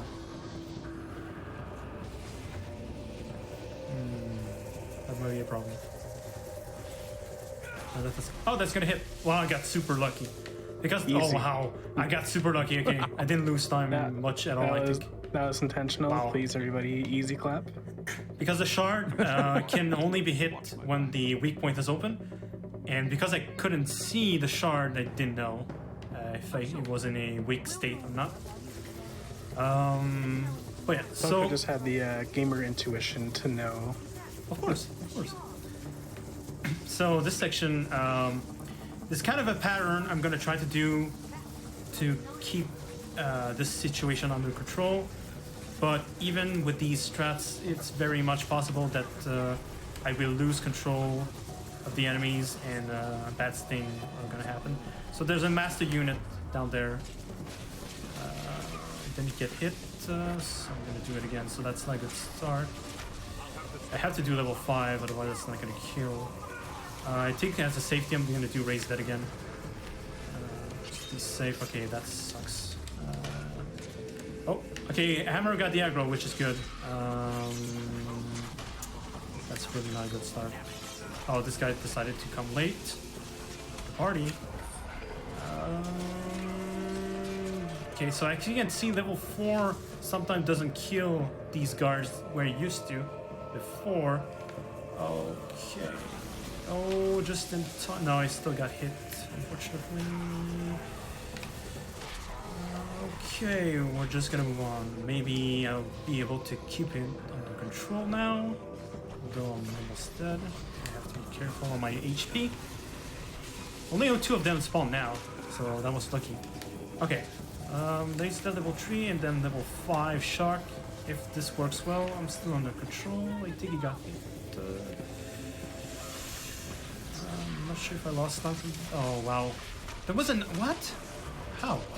I guess that commandant just wasn't in the range. I think he spawned late because he was coming from the other side. But yeah, that was like a really bad and weird start, so that's why it's like all over the place right now. Which usually that's what happens when things are not in control. I think I'm still a little bit far again. It was nice. Yeah, Boko is just trying to go back and forth between these spawning points just so he can knock them out right as they're coming in. But sometimes, you know, the enemies might not be perfectly in range, or they'll just not get hit and can throw things off. But or like they get like super. Yeah, Boko is looking to be in a bit of a good groove right now with these waves. So hopefully we can keep to it till the Calls Gate hits 100%. Yeah, Hammers can do a pretty good job here, which is like the only thing she's good at in this game. Oh yeah, you can get like super. Oh yeah, actually, at least it's my raise that they got the aggro. But yeah, I was late. I was late a little bit going over there, so I didn't have quite the time to do level 5. But that was gonna get real weird because this wave on the other side decided to spawn early. I'm gonna do raise that level 3 again. Hopefully that's gonna keep them at bay. I'm surprised I haven't gotten hit at all much yet. Which I think I'm gonna use. Yeah, okay, that's actually perfect because right now I'm gonna do this. Yeah, pop that toughness, get that HP regen. Oh no, no, please, okay. Okay, I got lucky. Alright, I got good lucky. Stuff, good stuff. Cool. Alright, I'll take it. It was a nightmare. That was no, that was easy clap, boys. Easy clap. Easy clap. So yeah, something good about the kind of a situation we're in right now is I managed to buy toughness level 4, and also when you're buying an upgrade, like a toughness upgrade, or also if you're unequipping an upgrade, so if you're downgrading your skill, which is something you can do in this game to get back some of your EXP, anytime you do one of the two, it resets your HP value. So right now, because I did that just before getting to this teleporter, I got level 4, which is good, and also I'm full HP, which is crucial for this upcoming part because we're gonna have to fight two banshees, and we have banshee quick kills, but the banshee quick kills requires some amount of HP because we're going to take a lot of damage setting that up. It's either going to do a lot of damage, or like we have to hope that we get the pattern that's not too aggressive. So if you're getting to this section with very low HP, you're usually you're set to die pretty much. It's good to just pop that toughness just so you can get that HP restore. For the banshees, they have these little minions that try and slice at your legs, but Boko will just have to charge up to level 5 and just blast the banshee right in the face when the time is right, and get that quick kill. Yeah, pretty much. Would be burnt to the ground if there was any justice. I believe I still do still have at least one potion. Actually, I haven't not kept track of my potion too much. I may have 2 potions still, which is pretty good, actually. I believe you're still at least at 2 potions, yeah. Yeah, I did use one, I know. I did use one. Pretty sure. Well, yeah, 2 potion is actually really, really good at this point, because usually I only have 1 most of the time. Because I usually take a lot of damage on the, like the fight that I just did, where you defend guard. But this time, like I got some really bad patterns, but they did not attack me. So, you know, it's fine. To show you the power of this hero, I sawed its HP in half. Nice. So let's talk a little bit about the lore since we haven't gone over that sure. Let's go. a couple minutes. So right now we are in Wraithmarsh, and the deep lore behind Wraithmarsh is that the area surrounding Wraithmarsh is actually pretty much Oakvale from the original Fable game, but it was sold out to the Shadow Court by Reaver for to trade for pretty much immortality. So this once bountiful land has now become a dreary swamp full of hollow men, wraiths, other undead ne'er-do-wells, and actually, a little place of note would be the Tomb of Twinblade, which you would visit for a side quest to get some renown. Yep, that's that is a place that we go on the. You do have to go there on the 51 silver keys and 50 gargle route speedrun, right? That is. So yeah, it's a pretty cool place. And here, entering the Drowned Farm is actually going to be the first Wraith fight, so Boko is going to have to get that spell ready just to blast it in the face. Yeah, in this run we're actually fighting 2 banshees in this specific arena, and there's a super good spot where you can stand as a visual cue to line that up pretty well. So it's this patch of grass here. We call it the magic grass. So the magic grass, and it allows us to do this. Yeah, you get the magic grass and you just smoke them. Oh yeah, let's go. So banshees, how they work is the banshees, the bosses themselves, they are invincible until their minions are dead. And so what we have to do, we have to kill the minions before we can damage the boss. But the way Inferno works is because it grows in radius. We charge up the Inferno spell, we wait, we have to delay it quite a bit to make sure all the minions are spawned and are next to us. And once that happens, we can release the Inferno spell, which kills the minions next to you. And then by the time they're dead, because the spell itself grows in radius, the ending of the spell animation will hit the Banshee and kill it instantly. So we can do a quick kill like that. Very nice and easy. All of his friends, everyone he loves. Yeah, just getting on setup is always a good time. And here are these elder hollow men, but we just just gonna go past them. We don't need to kill them. You've seen this a lot in the game. We're just kind of running right past things. Yeah. And I didn't get to. Yeah, sorry. No, you go ahead. I didn't get. I got pretty good lucky on that Banshee fight. I didn't get hit too much, so I'm still good on HP for this one. This one can be a little bit more of an issue. It's usually this one where I get the Inferno Miss or something. We got it, cool. Nice. And I can cancel Excellent. this animation. Thank you. I can cancel the this animation by doing a time stop dash, which is the equivalent of Assassin Rush in Fable 1. There's a troll. Nice. Yeah, the troll. What's up, troll, dude? Nah. See ya. Don't need you. Later, nerd. Yeah, Later, nerd. unfortunately, the troll might bully the dog a little bit, which is kind of rude. But unfortunately, They forgot to lock this door. Punches. They forgot to lock this door, unfortunately. Oh, that's such a disappointment. Actually, If rather only- fortunately, but If only you would have to kill the troll to have the key, but they forgot to lock the door. Sad. Oh. you know, sometimes when you're in a cursed swamp, you forget to lock some things. But we're making our way to Bloodstone now, and we'll be able to talk with Reaver and see how much of a pompous butt he is. Yeah, we're actually not going to talk to him yet, because we don't have to. Right now, our main objective is to get 20,000 renown points to proceed with the story. So we could go to the house, the dimension right now, but the Reaver would not care for us. So right now, the goal is just to gather that amount of renown points as fast as possible. So the first step is going to be going over here to trigger the waterfront warp, and then talking to this guy for a little bit of renown points. And then I'm going to wait for a visual cue. And then after that, I'm going to warp to our first side quest we're going to do to achieve these renown points that we need, which is going to be Hop Squatters, I believe. Right, Hop Squatters. So we'll have to make our way over to Rookridge and go to the inn and see... Wait, no, it's not Rookridge. It's just a cave in Oakfield, if I'm not mistaken, right? Yeah, exactly.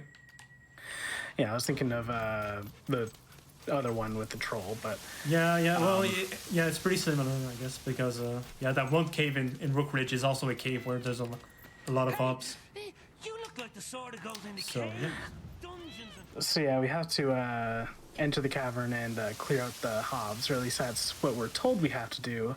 But Tommy wants us to just get eaten by the hobs, but we're not in the business of getting eaten. It's not that kind of stream, not that kind of game, so we're just going to take care of those hobs and kind of annoy Tommy, but it's for the renown. We have to do it.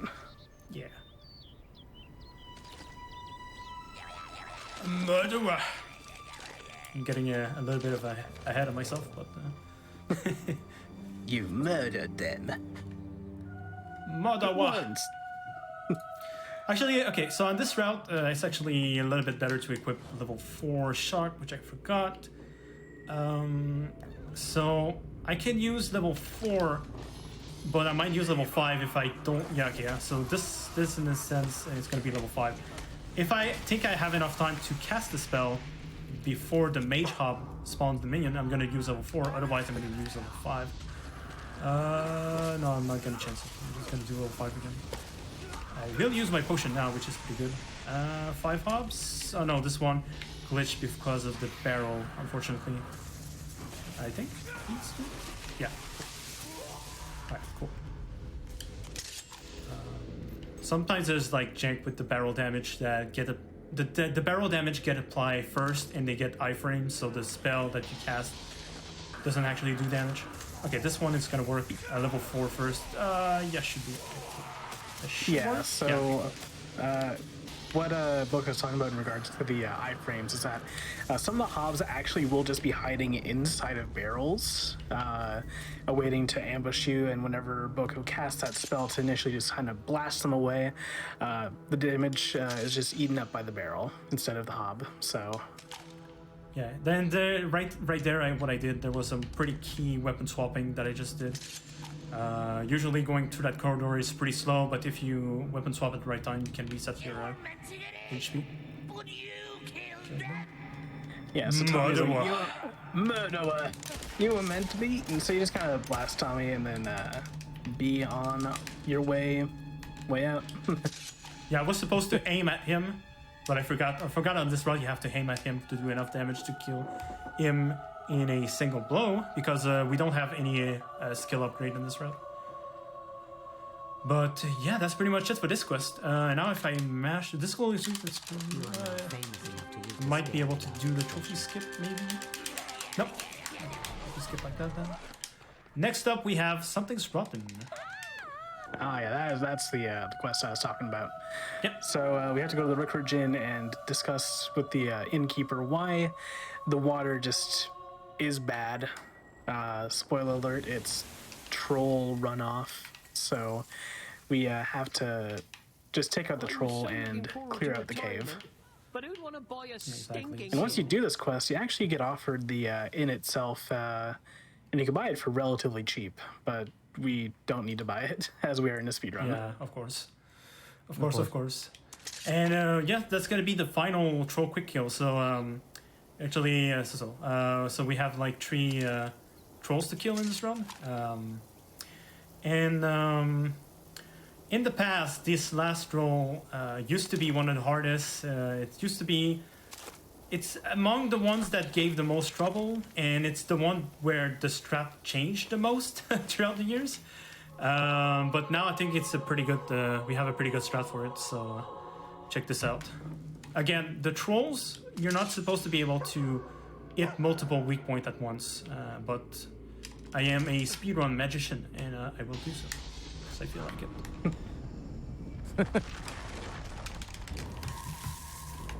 Alright, so first player triggers the boss, which, so that way player 1 gets the aggro, and then, there you go. And he's dead. Easy as that. Now get away from the cutscene to avoid the slowdown, and then once the visual cue appears, where it says return to, I think Joseph, or whatever, I can safely warp back to Oak Ridge. If you try to warp too soon, it's not gonna work. At least all that fighting Yeah, it's important to wait for those quest triggers and talk to Joseph and wrap up this quest. I can finally sell this place. Tell you It's what, really interesting to I'll have give this you a game that you friendly use 2 discount if you're controllers interested. essentially to, beat certain tricks and do things. Yeah, it's very the interesting. co-op strats are pretty fun. I wish that more games were able to utilize that, but yeah, now we have to do Evil in Wraith March, which involves these 2 twins from Bowerstone who accidentally found the Necronomicon and have unleashed a wraith upon Bloodstone. Oops. Oopsie daisy. Oopsie daisy. First matter of business is going to be triggering this bard. So while that's going on, I'm going to be able to complete the cutscene upstairs. So by the time the cutscene is done, I'm going to get the renown points. Also, the bards at this point in the game, the reason they're so good for renown points is that they actually give 400 renown points compared to only 40 at the beginning of the game. So it's a pretty good amount. So from here, I'm just going to have to warp manually to Wraithmart once she's done talking. Wraithmart, it should be spot number 2, on the farm. Perfect. Oh yeah. What's really nice about some of these strat with the second controller is that it makes some of these fights a little bit more consistent, especially like for example, like the first troll quick kill. There is a way to do it on 1 player, but it's a lot more it's a lot more difficult. It's more technical, let's say. Requires a lot more setup and proper timing of stuff. So here, what I'm gonna do, I'm just gonna hide behind the chest to protect myself, and I'm gonna do level 5. Okay, fair enough.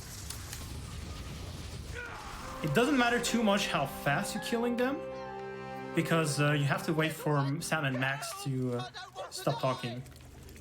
So like they're the one that dictate the cutscene and how when you're going to be able to leave this place.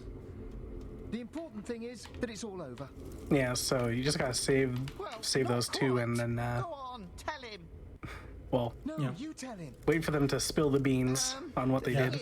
And a good thing about right now, again, is there's a Banshee fight again coming up, and I have a lot of HP to work with. In the upcoming Banshee can be quite nasty. Actually, in this quest, there's actually like 2 ways I can soft lock the game. So hopefully that doesn't happen, but it should be fine anyway because I have autosaves activated on this run, so even if that happens, we can still finish the run. Oh, I didn't mean to do that. Okay. Laggy menus. Right. That's the one thing about RPGs, the menuing. Yeah. Yeah. A great speedrunner once told me that menuing is the purest form of speedrunning. Okay, let's see what happens here. Okay, that looks good so far. Gonna have to go away. Okay, should be good. Oh, she's a little bit closer. Oh, nice. Let's go. Okay, sometimes it doesn't do enough damage for some reason. I don't know why, but there you go. That's the quick kill. Easy peasy. So I could warp. I could warp to Bowerstone right now, but that would trigger a glitch that could soft lock the game. So instead, I'm gonna go back here and take this moment to use the Bard again, so I can get a little bit more renown points. And this should be, in theory, good enough once this quest is completed to have enough renown points to proceed with the main story. Yeah, I'm actually going to remove my headphones for a bit, just so I can make sure to... there's going to be an audio cue that tells me if I have enough renown points or not once the quest is done. So, yeah. Yeah, so just talk to Sam and Max's mother, and you can sell them out, but if Boko is cool, he'll let them off the hook. Yeah, the whistle option is the quickest. So yeah, didn't do anything. Already forgotten how he died. How that kraken grabbed him by his little legs, twirled him in the air like a baton, and swallowed him. Yeah, there's a previous quest with Sam and Max in the Bowerstone Cemetery, but oh, I don't know yet, but you won't like it. yeah, it's just mostly them discovering the Necronomicon, and then this is just the follow-up to that later on in the game. There's something you're not telling me, but my boys are safe, and I didn't have to chase after them through a swamp. That's the main thing. Blood you spilled here. All right, there we are. Don't expect any I'm of not us famous to enough. trust you, Okay, so just a little bit more of a renown grind. I'm 1 renown point away! Are you kidding me? I'm 1 renown point away! Oh, that is unlucky. Wow. I had Unlucky. 199999999. God, that's so dumb. Ah, I'm so mad. If that would have been what happened in a actual attempt, I would have been so mad. Anyway, I do want to mention something that did happen. So as the quest was finishing, I was standing next to this ledge, which allowed me to cancel the trophy animation. So yeah. Hey, mate. I was able to jump down and I would have been able to warp away quicker, but then I didn't hear the sound cue.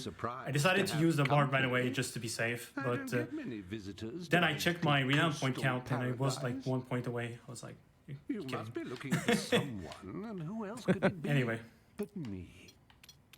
A celebrity of your stature. So yeah, we're now with Reaver. We're approaching the end of the game. We have one more dungeon, and then we're gonna have the actual final quest to do after that. What else? There's something else. Oh wait, yeah. After I'm gonna leave this place, there's actually going to be another pseudo-random skip coming up. That's really the window for it is really small, but sometimes it doesn't even appear. Sometimes you don't even have the chance to do it. But there will be a point when I'm gonna leave this room. I'm gonna be able to warp using the D-pad prompt that's gonna appear on screen, hopefully. And if I can manage to do that, I can skip some of the a part of this cutscene that lasts around 20 seconds. So that's a 20-second time save if I get it. Oh, I got it. Cool. Very nice. Very nice. Easy So peasy. sometimes it just doesn't appear if you get really unlucky.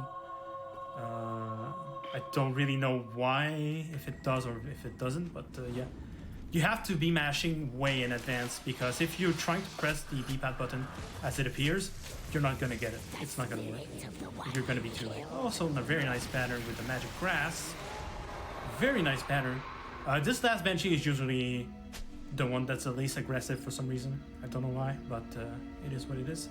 And I still have a lot of HP for the this game, which is nice. Very nice. Yeah, it's just very easy to smoke them on that grass. It's just the perfect position. And now we are entering the Shadow Court. Yes. Much shadows await. So yeah, it's another cave where the movement is pretty tricky. I'm gonna be doing a little bit of weapon swapping here or there to reset my speed. Although this room I cannot weapon swap, not that I need to. Hopefully I don't get the aggro or anything. Cool. This room. Pretty good, pretty good. And then I'm gonna touch this door to trigger the next scene. I'm gonna roll away to this corner to one spell of level 4. And then I'm gonna pop in the second player. Sometimes a delay. Once you spawn the second player, there's a delay before you can actually... You can move, but you can actually charge. You cannot charge any spells. I didn't mean to release both of them, but that's fine. Oh, there was only one of them. That's unfortunate. Oh, actually, there's another one. Okay. Well, that's a bad pattern. Okay, so I'm gonna release this one first. Yeah, so these shadows wow. are... There was an infernal miss, unfortunately. Okay, so... Yeah, these shadows are just spooky forms of enemies we've seen before. So you saw the Hobbs, you saw the Highwaymen, now you see the Balverines. Should die anytime soon.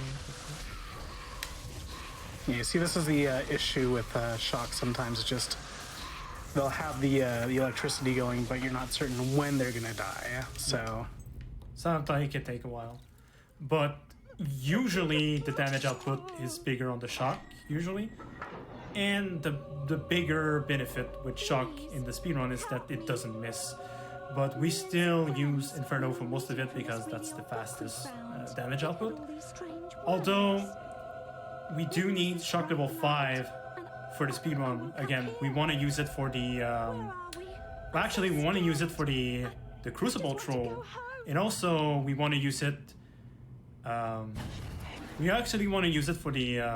we do use it for the last troll, which we did in the Something's Rotten. Except it's the second player that's using it, which is convenient. But yeah, besides that, these usage of Shock level 5 are more for a consistency point of view, because again, Inferno as a spell can miss. But besides that, it's crucial. It's a requirement to have level 5 Shock, because the last boss, the final boss of this game, we do need level 5 Shock. Inferno is not going to do enough damage to get the quick kill. It's actually Shock in this particular case that's gonna do enough damage, and it's gonna do damage instantly, which is surprisingly. It's just like the way the boss works, but yeah, we do need level 5 shock for the final boss either way. So it's just important to get level 5 shock at some point. So pretty much it. Yeah. So yeah, we're here in the Shadow Court with the judges, and it's important just to hold on to the seal, because otherwise it'll take a little bit longer. And yeah, we're just chilling, waiting to turn into a raisin, basically. But we have there's the shadow judges, and there's been some speculation, some investigation as to the shadow judges, and they look a lot like if Teresa were just a shadow. This is some trivia. But yeah, it's just the shadow judges probably just share the model. Yeah. But yeah, we've become old. We're so old. Ugh.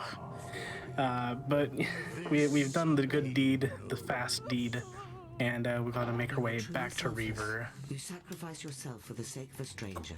Now Reaver must fulfill his Warp part to of the your role. Bloodstone Mansion. The game's gonna load it a little bit. I might save again. Yeah, I'm not even 4 minutes behind my PB with all of this, because again, as I mentioned earlier, playing this run for tonight. As you can see right there, the game's saving. Normally, when you're doing an actual speedrun, you have autosaves off, and throughout the course of the run, I saved again. As you can see, when you're doing actual attempts, there's a way to remove autosave, and it adds up quite a bit of time during the run. So it's pretty much at least 2 minutes time save to remove loading times. So at least I have not actually timed how much time it is, but I do remember that Voligens told me like it was at least 2 minutes back in 2014. So yeah. Shout outs to Voligen, class guy. Also shout outs to Barnum, rest in peace. Oh, I missed him. Yeah. Oh, he's sleeping. He's sleeping, guys. Oh, right. Yeah, my bad. He's just shocked by the gunshot and is sleeping. He is not dead, we swear. It's like my parent told me when I was younger and my cat died. They told me that my cat was just sleeping along the road. That's all. He wasn't actually dead. Okay. Yes. Yeah, don't worry, little Boko. Little Fluffy's taking the forever nap. It's fine. Okay, let's move on to the next part of the run. Let's just put that trauma behind us and move on with the speed run. All right, move Reaver, please. Reaver's rear passage, Lamau. Yeah, we gotta climb into Reaver's rear passage and get out. That's not even better.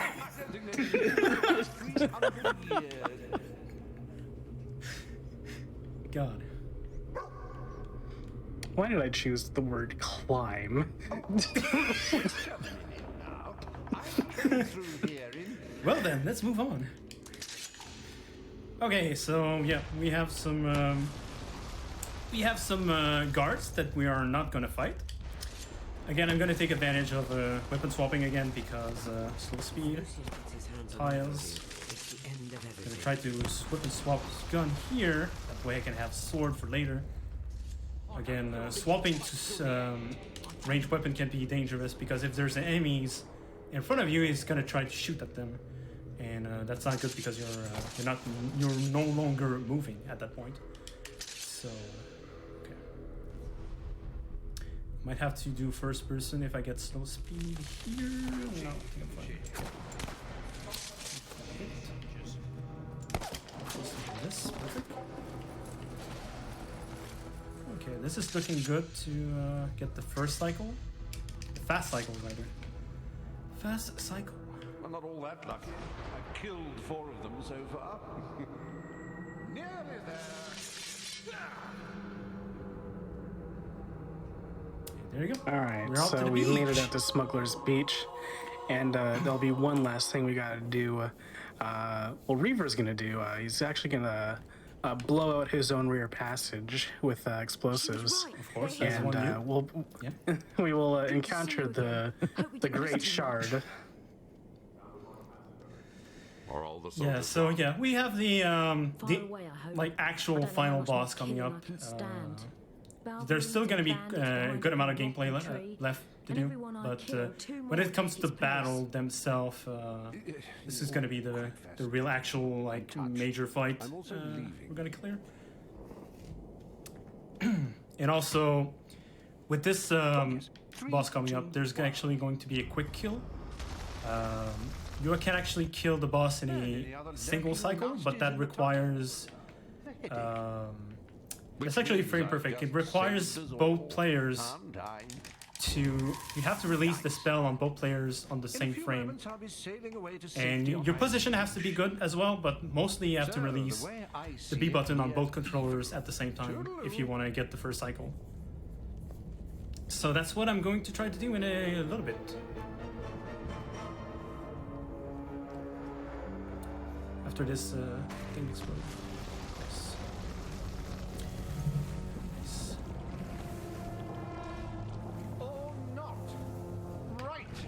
Yeah, the Great Shard's just floating in, and just gotta wait for the orb of vulnerability to appear.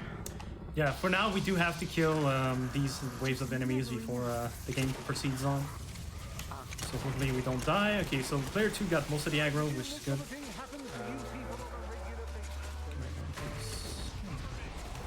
I do have to remember to equip Shock Level 5. So I'm gonna get in position. This seems pretty good.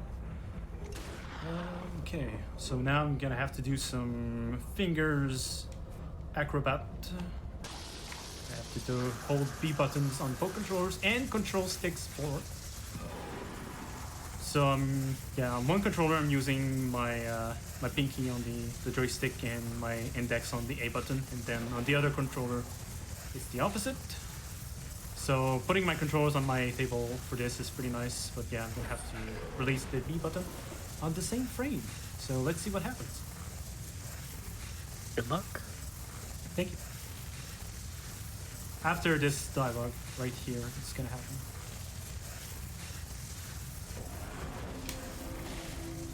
Got it. Oh. Let's go. Let's go. Let's go. Wow. And then, oh, Reaver Manip. Yes. Yes, we got the Reaver Manip. Oh, it's Hammer that's slow this time. Oh, well, it's pretty fast still. Cool. There you go. That's the that's the quick kill. Good stuff. Good stuff. Yeah. Most impressive. Wow. Yeah, thank you. Thank you. Yeah, so I actually did testing on this to figure out how precise that was, and basically with the footage that I got with like using a video software, I was able to find out that it was actually frame perfect. So yeah, it's pretty precise. So pretty happy I got that. Pretty satisfied. Oh, this sounds like a barrel of light. Yeah, I'm only going to be yeah, I'm only going to be 4 minutes behind my I would have preferred mute. my PB with all the autosaves. That's amazing. Cool. Wow. Yeah, we're making some excellent pace. Yeah. Oh yeah. But we do have the we do have another frame perfect trick coming up. Ooh. What exactly does Lucian want? Ooh. Ooh. You'll get to know about that in, I don't know, maybe 3 or 4 minutes. That kind of power is a means, not an end. We will see. What does he want to do? Bye, see. When I knew him, he wanted to resurrect his family.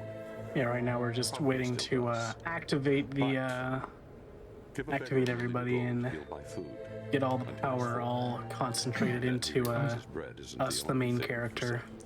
I'm gonna charge the spirit bomb a little bit, like this. Yeah, a little bit more charging. A little bit more charging. You know, they're missing out on their crystals. They're not charging their crystals. Disappointing. Very much disappointing. Very upset. So now we just. Oh. What exactly? I'm losing frames. I'm losing frames.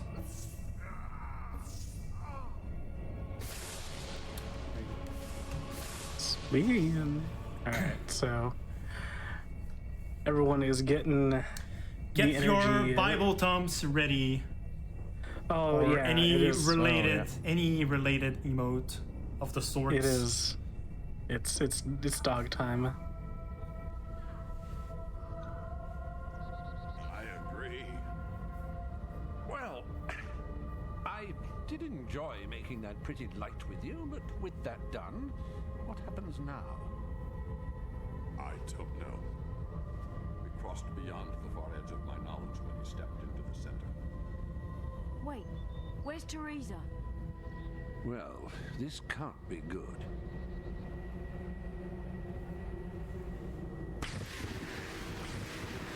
Here comes Lucian. Enough power to build a new world, and you waste it trying to save the old. You're Lucian. Open your eyes, Lucian. The ruins of the old kingdom are all around us. And soon they will be buried under the new kingdom. And you're looking at the new king. Pretender. Your fall will be hard indeed. Deal still stands, Lord Lucian. King Lucian. Oh, Riva, will you shut it? In fact, you can have these people for free. And so I shall. And you as well. Where is she? Your fortune-telling friend. What have you Where done is to her? Teresa? Oh no. She just vanished. Body that night. But I was hasty. I let the bloodline flourish. All right, chat. And you have. It's time. Look away. No. But this time is different. The last of the heroic blood will flow out onto this hilltop.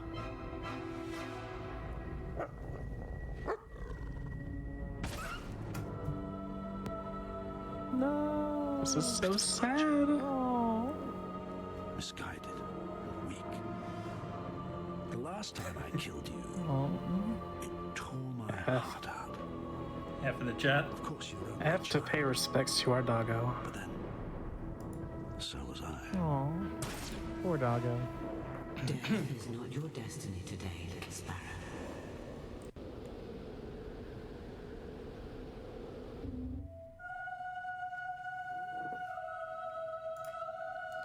All right. All right, so we're moving along with the now- cutscenes. Yeah, so now we are in this weird fantasy perfect world where we get to be with Rose again and live on this farmstead, but we're not really interested in that. Gotta What go we're fast. actually gonna do is we're gonna just go to bed. It's a frame perfect trick. It's a frame perfect trick. Frame perfect nap. There we go. Excellent. God game. Wow. Frame perfect nap. Wow. All comfy and Nice. stuff. And now we're Nice. gonna wake up from our nap and As one do. get back to reality. Oh, there goes Rose. Oh, there goes Hammer. Oh, there goes everybody. All right. So When I wake up in the night, in the middle of the night rather, I just I just go outside and then I take a little walk just to refresh myself, and then I get to places that I never been before, and then like there's bodies on fire. And, there's bodies. Everything's on fire. There's a blood moon. It's raining. What on earth? What happened? Like did like I drink something? Oh no. But no. there's the magic box, and there's the music box that disappeared from our childhood, and now we go through the times and the ages, showing off how we've evolved as a hero, and it's just dialogue. We're holding the box, we're spinning, and it's this big emotional sort of moment. Yeah, it's a big recap of everything that's been going on. So you're going to get to see also like the kind of outfits you were wearing at that point in the game on each of these like checkpoints of the story. So I guess that's pretty cool. Not that that's going to be really interesting in the speedrun, but it's a nice touch. It's something that also they kind of do in Fable 3 as well, near the end of the game. But yeah, I do want to, while this is going on, I do want to I guess do some plug about my my channel. So if you want to check out more Fable 2 stuff and Fable 3, which I am currently working on a lot of stuff for Fable 3 right now. So I'm working hard on routing the 100% route, which is the Road of Rule route, where you buy all the chests in the Road of Rule, which is you know, it's sort of the achievement Grandmaster chest, I believe. So I'm working a lot on Fable 3 right now, and once I get my hands on a Xbox Series X, I do want to optimize the 80% route current patch a lot more. I do want to improve the unpatched Xbox 360 run as well, once I get the time. And if you're interested in any Fable related speedruns, so either that's Fable 1 on Xbox, DLC on PC, Anniversary, whatnot, and all the spin-off games.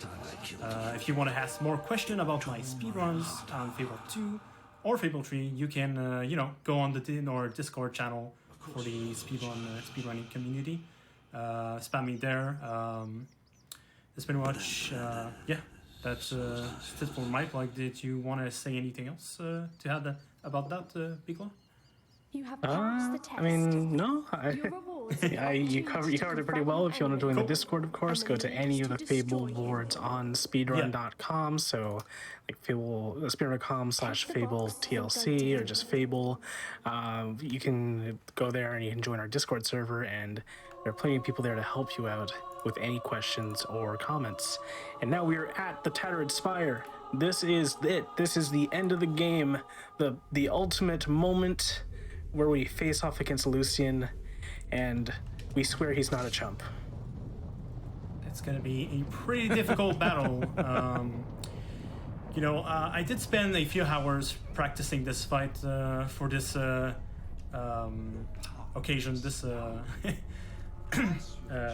this stream today. So yeah, that was like most of my practice. I would say it was most of my practice. You need, like, look at the size of this arena. It's so small. You need the perfect input in order to take out Luciana. It's so small. So small. What is that? Oops, I didn't hold the box. I didn't know that I did that. I'm holding the button. All right, okay. There we go. You gotta give Lucian the good suck. It's called Orangey Manip. Right, of course. So yeah, we're just taking Lucian's yeah, that's phase one. Power. That's phase one. That's phase one. Yeah, perfect. Phase one. Excellent work. Phase 3, coming up on the last bit here. Oh, we're doing it. There is something really sad I have to mention as well. After I'm done with this quick kill. Quick kill. All right, there we go. See ya. I thought it'd never shut up. Frame perfect. Frame perfect. Anyway, right. do you guys notice anything weird? It is time you gained your reward. Your gift No. for saving the world from Really? Teresa's here. That's You notice something weird? has awakened. Oh, you are not praising. One wish. Oh. We no didn't longer notice need to that. praise. So my. Yeah. So pretty much what happened is they so we were into a sort of a small childhood section. And because of the childhood section, it kind of resets it resetted our Thousands of years I guess ago. character state, and we Now lost it is the your turn. ability Make a to wish, but choose praise the sun wisely, or for it will whatnot. affect all of Albion. Sacrifice. That's because of that small event where I guess there's It is a something. selfless gift. It loads your character only back in reward will be again the or gratitude something. of our It just Lord. resets your Love. state, I guess. Those dearest to you. All right, even what a do we faithful what do we dog want? will be What do we want, restored chat? to life. What do we want? But What do their we do? lives come at the cost Oh, of I heard a lot of people being vocal for option 2, which involves reviving the dog. People do love the doggo, and I personally am a fan of the doggo as well. So Same.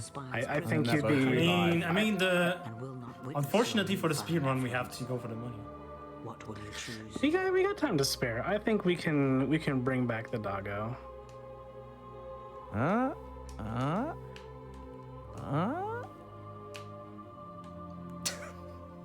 Hey, all right. Yeah. Woo. Doggo hype. So be it. All right, cool. One small cutscene to skip here. When you return, That is so happy Breaker right now. Z. People are they're going dog wild over that decision. Dog wild. I like this word. Dog wild. Yes. will know that given such Very a much choice, yes. they might well have done the same. We heard everything. Get the money in by 2 dogs. That A is wish was made. gigantic brain. Damn. That's next level, dude. So, fun fact, if you do choose either of those other options, whether it be bringing back the many or going for the one option, which is where you just get 1,000,000 gold, if you have the Knothole Island DLC, you can actually lure some unsuspecting villager into a crypt and then turn them into your dog. What do I get? Yep. So Yeah. that is an option if you have the DLC, but otherwise, this is the only option to get back your canine companion. I wish to return. Fortunately, And- we just. Summer camp. I would mention that it's quite of an issue if you're planning to like 100% the game without the DLC, because some of the silver keys. Nothing like that. Well, two of them of the silver keys require the dog to dig out. So, if you don't pick them up before this point, you're gonna be stuck with the maximum of 49 silver keys because there's 51 of them. For some reason, there's like 51 there. They had a silver key extra by accident, I'm guessing. But yeah. Actually, not I'm guessing because actually, I think it's his rage mark that it says there's 6 total, but there actually is 7 of them. I simply can't That you thank you can, enough for dragging me into this. So if you check out the menus, once you get them all, you're gonna be able to see that you have 7 of them and 6 max. I So, have an obligation to some Yeah, a little friends bit of in a Great silly thing there, but everyone's getting teleported away, and I had my doubts about you'll be you at left first, with but I'm glad Teresa we to met, talk about and we shall meet again. what's to be done with the Spire, which she's just like, it's mine. Get out of here. So I'll leave Albion to you. be gone. Not like I can do anything about it. Be gone. That's always all. Amazing thing. That's always all how I end my run. I'm like, be gone. Split. I guess this will be our last goodbye. But yeah, with that, time will be coming up shortly. Farewell, Hammer. Yes, and it's gonna be just short of being over my Xbox 360 run. World is yours. It's gonna be like 10 seconds slower than my Xbox 360 run, surprisingly. Is mine. Be gone. Be gone. Boop. And that's gonna be time. That is Wow, gonna be GG. time. Thanks, thank you. Thank you so much, guys, for watching. That was super fun run. Thanks you so much, chat, for anyone watching. It's been Fable 2. That's the 80% P run on Xbox One current patch. Again, if you were looking for more Fable 2 speedrun or checking my PB, just check my YouTube. I do stream attempts always on Twitch and YouTube simultaneously. So if you prefer one of the 2 platforms for watching streams, there's that. Again, you can check me out on Twitter if you want to give me a reason to use Twitter, I guess. Again, we plugged the Fable Discord earlier. And then I want to thank GDQ for this opportunity.